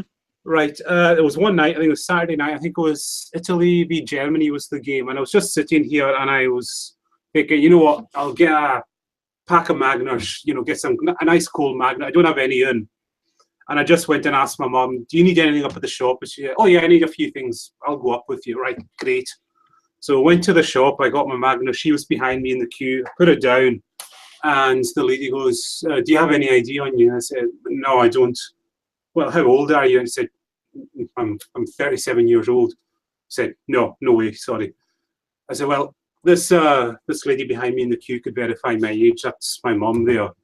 And she just looks at my mum and says, well, he's not over 25 for sure. And he says, well, you know, I'm 70 years old, so I'm quite flattered. You think I had a child 25 years ago? I said, well, I'm sorry, I can't serve him. I just can't. I was just like, bloody hell. And then I had to go put it like, will you serve my mum? And she goes, okay. Yeah, I had to get my mum to buy me a pack of Magners at 37-year-old. Fuck's sake. That was pretty humiliating, that one. I've always looked older than I was. Yeah. So I don't think I'll appreciate that in a few years' time. Yeah, I mean, it's another thing also, the gym I go to, my Muay Thai instructor, he was in my class in school. And nobody in the class believes that we're the same age. They honestly think I'm 15 years younger than them. Yeah, well, you look, I got a glance, 33. So I get much younger guesses than that a lot of the time. Like in the summer, when I was going to the wind farms and all that, the guys that I was working with were just stunned to hear my age. They just could not believe it. Aye, but at the same time, it's not bad. It's not a bad complaint to have. You look longer. So I don't know if losing the weight, what that's going to do to it either. If that's going to make it better or worse. I know. Depends. Depends on your body type. Yeah. Because I can't. I honestly, it's been that long now. I can't remember what I'm like without all the bulk on me. What my actual natural body type is. But I'll find out soon enough. I know. Like I think I've inherited a bit of my father, because apparently he needed to shave twice a day, and he was a stocky fucker. Yeah, because you're quite broad-shouldered. Like you're not that tall, but you're quite broad in your shoulders. I noticed. He was much bigger. I kind of got like half of him, and I got half the O'Reilly, which I don't know what the O'Reilly is. I think it's the nose. Yeah, that's apparently it. Yeah, that's good. Right? You ever going to come up and visit me at my college? Just name the date. Anytime you want. There you go. No. March. Yeah, that'd be grand. That'd be my birthday. Grand. Because at the moment, I can't go in the next 2 months because I'm coaching the Dublin universities. Yeah. For the Fitzpatrick Cup, and that's in February. All right. So when I say coaching, I mean I'm trying to scrap a team together, or two teams, because I'm doing the men's team and the women's team. Aye. The women's team, I'll get a proper team out, no bother. Because it's just the men's team I'm a bit worried about. Yeah, because you can fly to Glasgow and then get a flight from Glasgow to here direct, which is probably what you want to do. To be a flight? It's 45 minutes from Glasgow to here. On a flight? All right, so it's kind of like the flight from here to Dublin. Yeah. So yeah, you don't want to get the bus and the boat over here. It'll take you all day, and I think you'll be pissed off with it. Oh, if it's a bus, no way. I'll take the plane. If it's a train, I like trains, so I'll take the train. Depends. You can get a train up. You can get a train up to Inverness, and then after that, you have to get the bus to get to the ferry to get to mine after that. I won't do buses too long on buses. I'll be pissed off. Yeah. Don't like you'd be better off mainly just, because I just want somewhere like a train is easy enough because you have your seat, you got plenty of reg room, and the Jacks is just just down the way. Oh no, but but bus, some. Any time specific in March you want to come up? I'll let you know. Mainly because I'm waiting for the National League football thing to be released. And there's just some places that are due this year that I want to go to because I know we're playing Galway away, and I really wanted to go to Galway. Yeah. Mainly because Air Square in Galway on a night out is such a fantastic night out. Like Galway is fucking class. Where else? I know Oma's also good crack as well because we're playing Oma away. And Mayo, Castlebar, sure, big glass. I can't remember where else. Where I'm going back to Cork. Well, I'm just seeing how much the flights are to here. And it'd be from Dublin, by the way, not from Donegal. I know. I'm just checking the Glasgow leg for you. I'm sure there'd be one straight there to where you are from Dublin. If it's there's no direct. You got to remember, it's a town of 8,000. I'm near. See, I'm in a village of 250 out here. So. All right. Grand. I'll bunk in at your shirt then. Yeah, no problem. There's plenty of room here. Yeah, I was just gonna, if that's agreeable. That's what they want to impose. Yeah, no problem. So we'll just go. So something like that. I know I must do some stuff, kind of local traveling while I can. Because also then I'm also doing Amsterdam. Not this year, next year, because I'm doing the Euros with the AFL. And that's a day-long tournament, but I'm going to go there on a Friday and I'm going to leave on the Monday. Yeah, it's the last time I did the Euros. I left in an absolute heap. I was dying. And believe me or not, it's your choice. I never touched the weed. I was totally on the drink. And that's not from me like being, I don't like weed, you shouldn't do weed. I just never did it. It's just one of the things that never appealed to me. Yeah. If you do it, that's great for you. If you don't, that's also good for you. I just didn't do it because I didn't feel bothered. Didn't feel arsed. I just don't like smoking. But I was fucking dead. I didn't play that many matches though. That's kind of pissed me off even more. I didn't get that much game time. But sure, feck it, I'll get a bit more to game time this year. Yeah, but £100 to return to fly up here. From Dublin? That's from Glasgow. I'm sure you... But if I go through, some travel direct or anything, I get it off. Pretty cheaply. You can go through Glasgow or Edinburgh to get up here. I'm sure if I can. I've got some stuff in the budget there that will see me through anyway. And I think you'd be able to get the Dublin to Glasgow or Edinburgh. That'd be dirt cheap anyway. Yeah, that'd be class. Though if we're doing this, we should get is any other UK based tools around? I don't know. It's just like I'm that out of the way, so I'm a wee bit out of the way for everyone. But I'm. That's a wee bit of crack anyway. Sure. I'll get crack up here and show you what the island has. You can see my humble little college for yourself. Sure. At the end of the day, it'd be fucking grand, won't it? So I says a few beers, and can they pour Guinness there? That's the main thing. We've got the brewery here where you can get 5 a pint in there. What's that? £1.75 a pint at the brewery. They have a pub, the local brewery. Okay, so what's the island you live in? The edge of the world, it's called. Sounds class. And I can take you. You can go for a gym session with me as well. Well, that definitely sounds A1 to me. Yep. All right. Cool. Oh well. Just let me know a date and I'll set things up for you.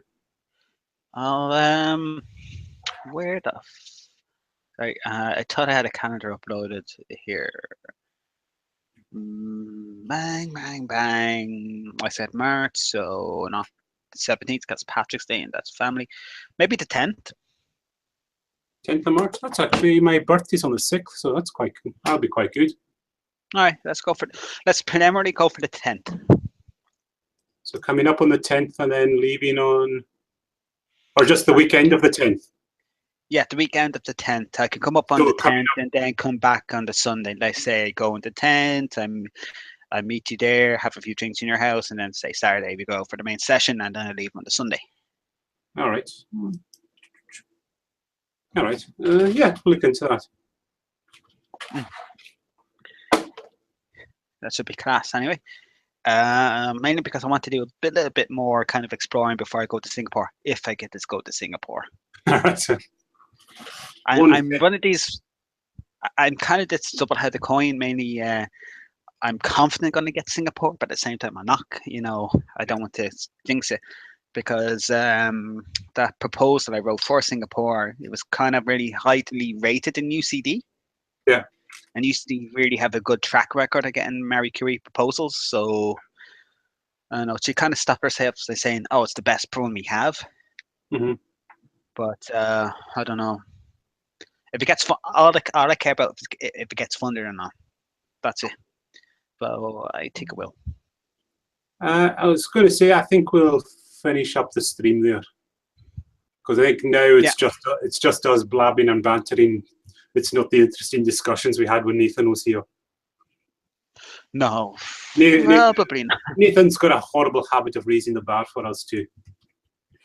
Yeah, damn him and his intellectual superiority.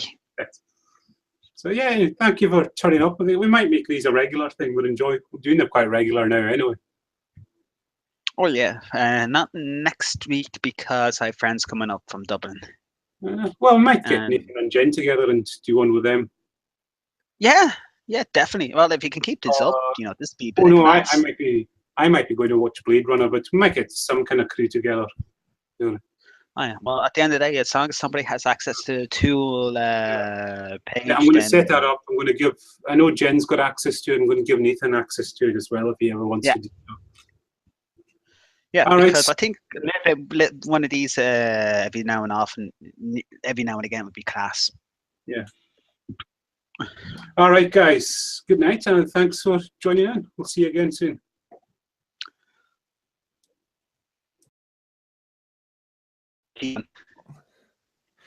Breaking up a little bit.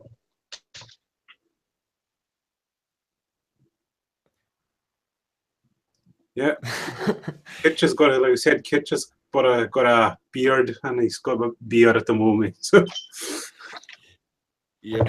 Going hipster on us. Yes. Please tell us you're not drinking craft beer anyway, Kitch. Actually I'm drinking cheap beer from Lidl. I don't know, could that be hipster territory? I mainly bought it because of the name. Yeah, that's brew. An IPA, yeah, I think that gets you into hipster territory. It's Dark Side IPA. I've been thinking about growing a beard. Main reason I bought it because probably never will. Yeah. I'm also opening it with a Thor hammer. Yep. I'm not going to attempt to pronounce it because Marty always laughs at our pronunciations of it. Mjolnir. I know I mispronounced it, but sure. Yeah, I know Marty's going to start laughing at us if we try pronouncing the name of that. That's his one bit of revenge. Don't worry about Magic Belt. That's like impossible to pronounce as well. See, I thought about doing the whole Movember thing, but there's just large portions of my face where nothing grows and just look really stupid on me. My friends have been pressuring me for years to grow a beard, so for Movember. Wow. And I kind of like it so far, but sure. I've thought about growing a beard, but my problem is that for some reason I can't stand having facial hair, and I like feel this urge to shave even when I barely start growing hair on my face. Yeah, I mean, you have no idea how much it is to go, just like, well, it's strange what someone's saying here about Marty's accent, how he sounds American. And this is something I've noticed with Swedes in general. When they all, as I understand it, you all learn a really good standard of English when you leave school. And what I find is a lot of Swedes, they go on like exchanges and all that, and the first country they go to, they sort of adopt that accent. Because I have heard a Swedish girl with a really strong Kerry accent, Kutch. And I was convinced she was Irish, but she was actually Swedish. And she just said, I've been studying there for 2 years.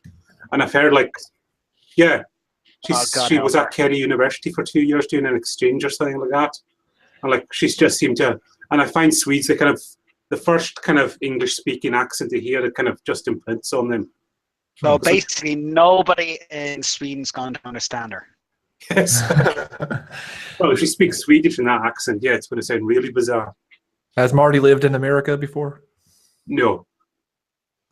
I think it's, I think like some Swedes do sound kind of American, and that's just kind of, I think it's just from watching movies and TV. Okay. That's true, but I also think it's just more. But the American accent, every syllable is pronounced. Yeah. In the American accent, as far as like then, this is just me ignorantly spouting.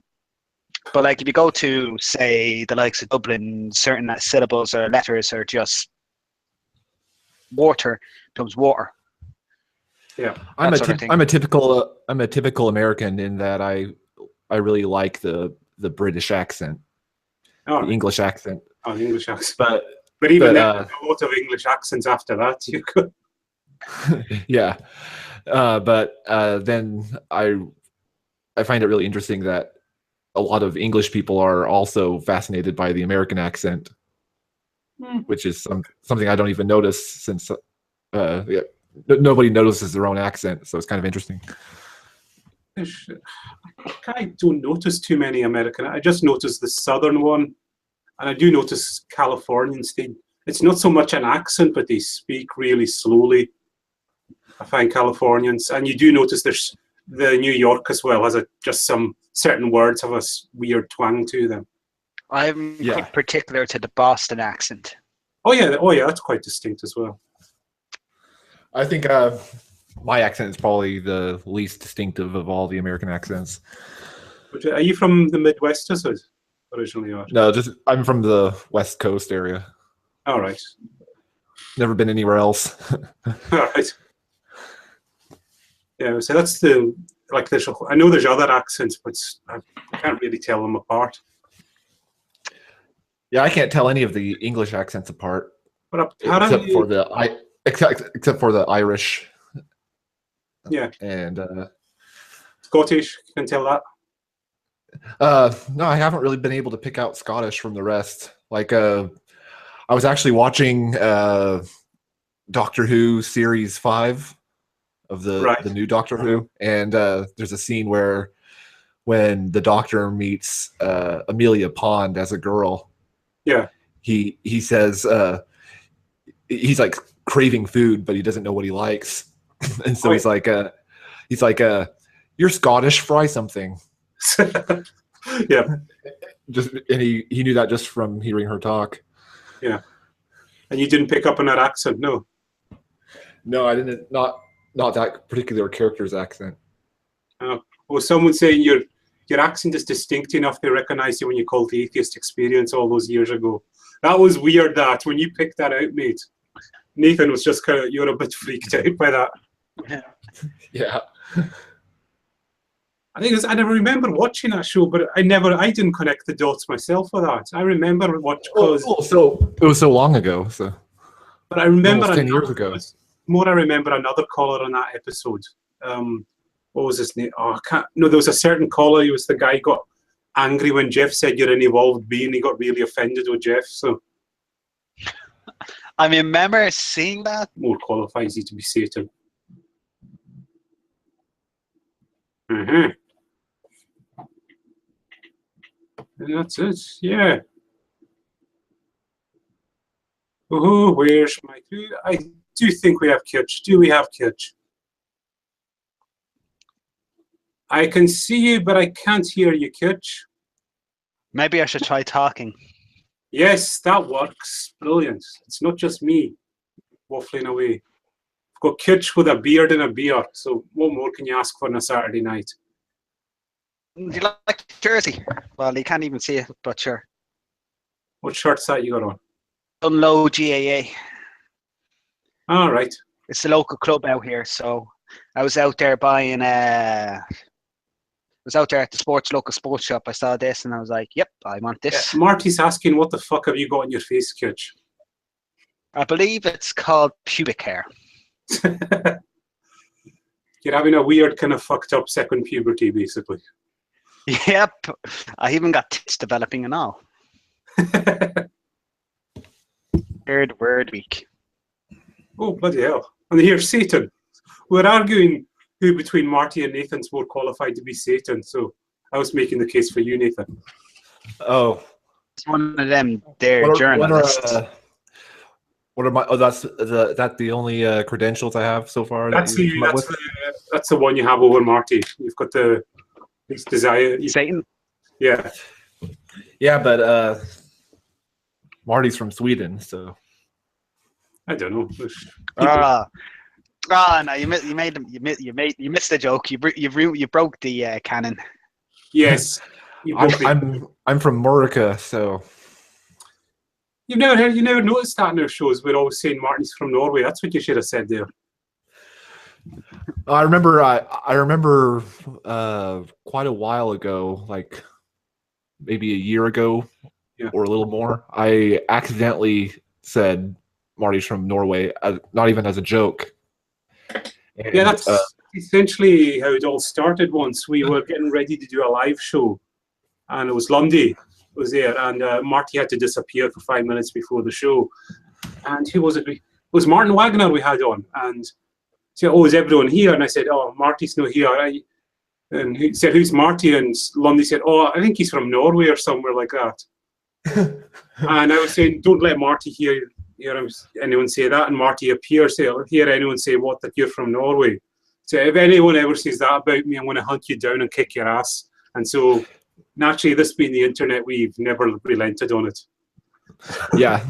Well, I accidentally let slip that I thought he was from Norway, and Marty was like, "Fuck you."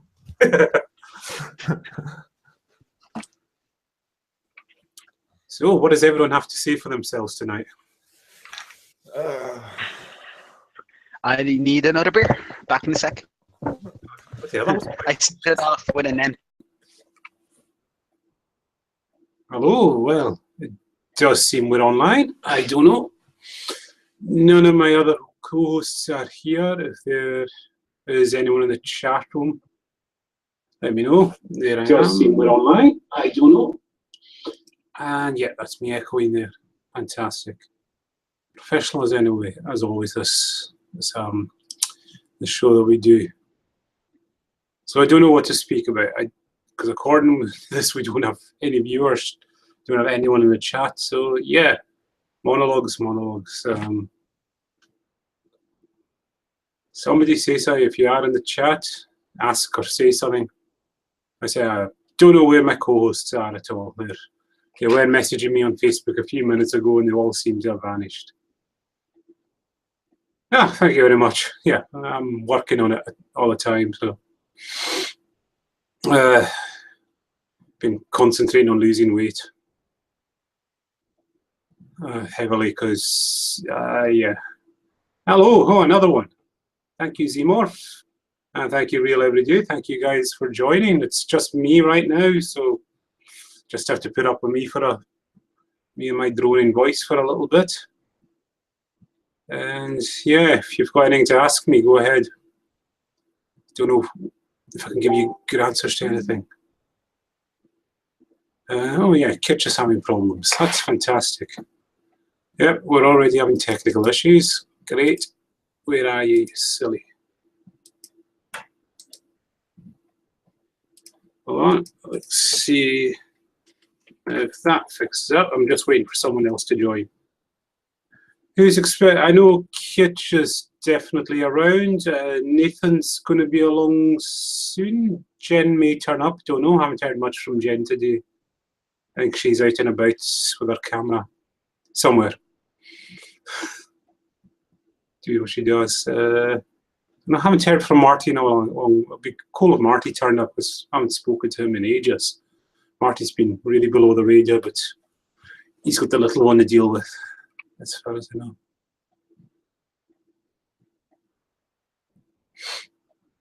So yeah, that's the stellar lineup we got: the journalist and the biochemist. Who come along soon. Oh, bloody hell, we do have Marty. There you go. I wasn't expecting that at all. Speak of the devil, I brought you out there.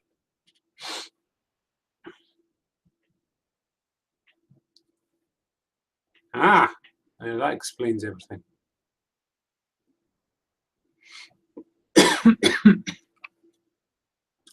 Speaking of Satan, well, I don't know. Is Marty Satan? It could be argued. I think a case can be made for that. Although I think Nathan's got more of a qualifications to be Satan. He's the journalist in the group, so yeah, being a journalist definitely. But I don't remember the call, if that makes sense. Like, I remember that is the thing that happened. I saw it, but I can't remember how that call went. Wait, somebody got offended when Jeff said what? He was asking for proof of. How can I find proof of this? And he says, well, you use the internet. And how do I do that? Well, use your common sense. You're an evolved being. And say, I'm not an evolved being. I didn't come from no monkey. Oh, I don't remember that one. I'm not an evolved being. I'm sorry, you're a primitive organism. Yeah. Oh, I missed Jeff D as well being on the show. That he's still on the Nonprofits podcast. Did anyone watch the 20th anniversary Atheist Experience? There was a 20th anniversary? I haven't watched the Atheist. Yeah, they were recently, it was their 20th, and they had a special show where they got loads of the old hosts on. And, do you remember Ashley used to be the host? Yeah. Ashley Perrion does not age at all. He has not changed in 15 years. He is exactly the same in every way. It's just it's unreal. And so's Jeff in a way. He doesn't seem to age very much either. They're Time Lords? No, but who else was on it? Joe was on it. Joe Zemecki. Kieran Glasser was on it as well. For those who know all the old hosts. It was good to see them again. Oh, Jeff D. Joe Zemecki. Yeah. Joe Zemecki used to be on Atheist Experience. I didn't know that. Yeah. Oh, we've had him on the show. He's like one of the founding members, isn't he? That must have been really long ago, because I started watching Atheist Experience in 2000, like the end of 2008, and I don't remember ever seeing him. So was that you? Like the start. Yeah. So was that you in your kind of curious stage at that point? Yeah, that was about a year before I went full atheist. All right. Okay. I started watching it in 2006. Yeah, that's when it's the same opening theme song as well, because I just remember that theme song. It's really good. Yeah, I didn't start watching. I was listening to the audio of the episodes at that point, because streaming wasn't a thing at that point. Yeah, they were on Google Video then. Yeah, I didn't even. It was just the podcast I was going with at the time. So, and then I went to listen to some more. But if you go to the Atheist Experience channel now, they've got all the each episode up. Yeah. So you can see. And they've been up. It's the lost episodes. Yeah, and they are fantastic. I find them more entertaining than the new ones, to be honest. I have to say, because they got things. Alec Jones used to put in as well and all that. They had Alec Jones calling them in because. I forgot about that. Yeah. And Ray Comfort as well, right? Oh, I remember that. They had Ray Comfort as a guest, actually. Yeah. But it's it an was entire that, hour. when Atheist Experience started up, Alex Jones used that same studio as them.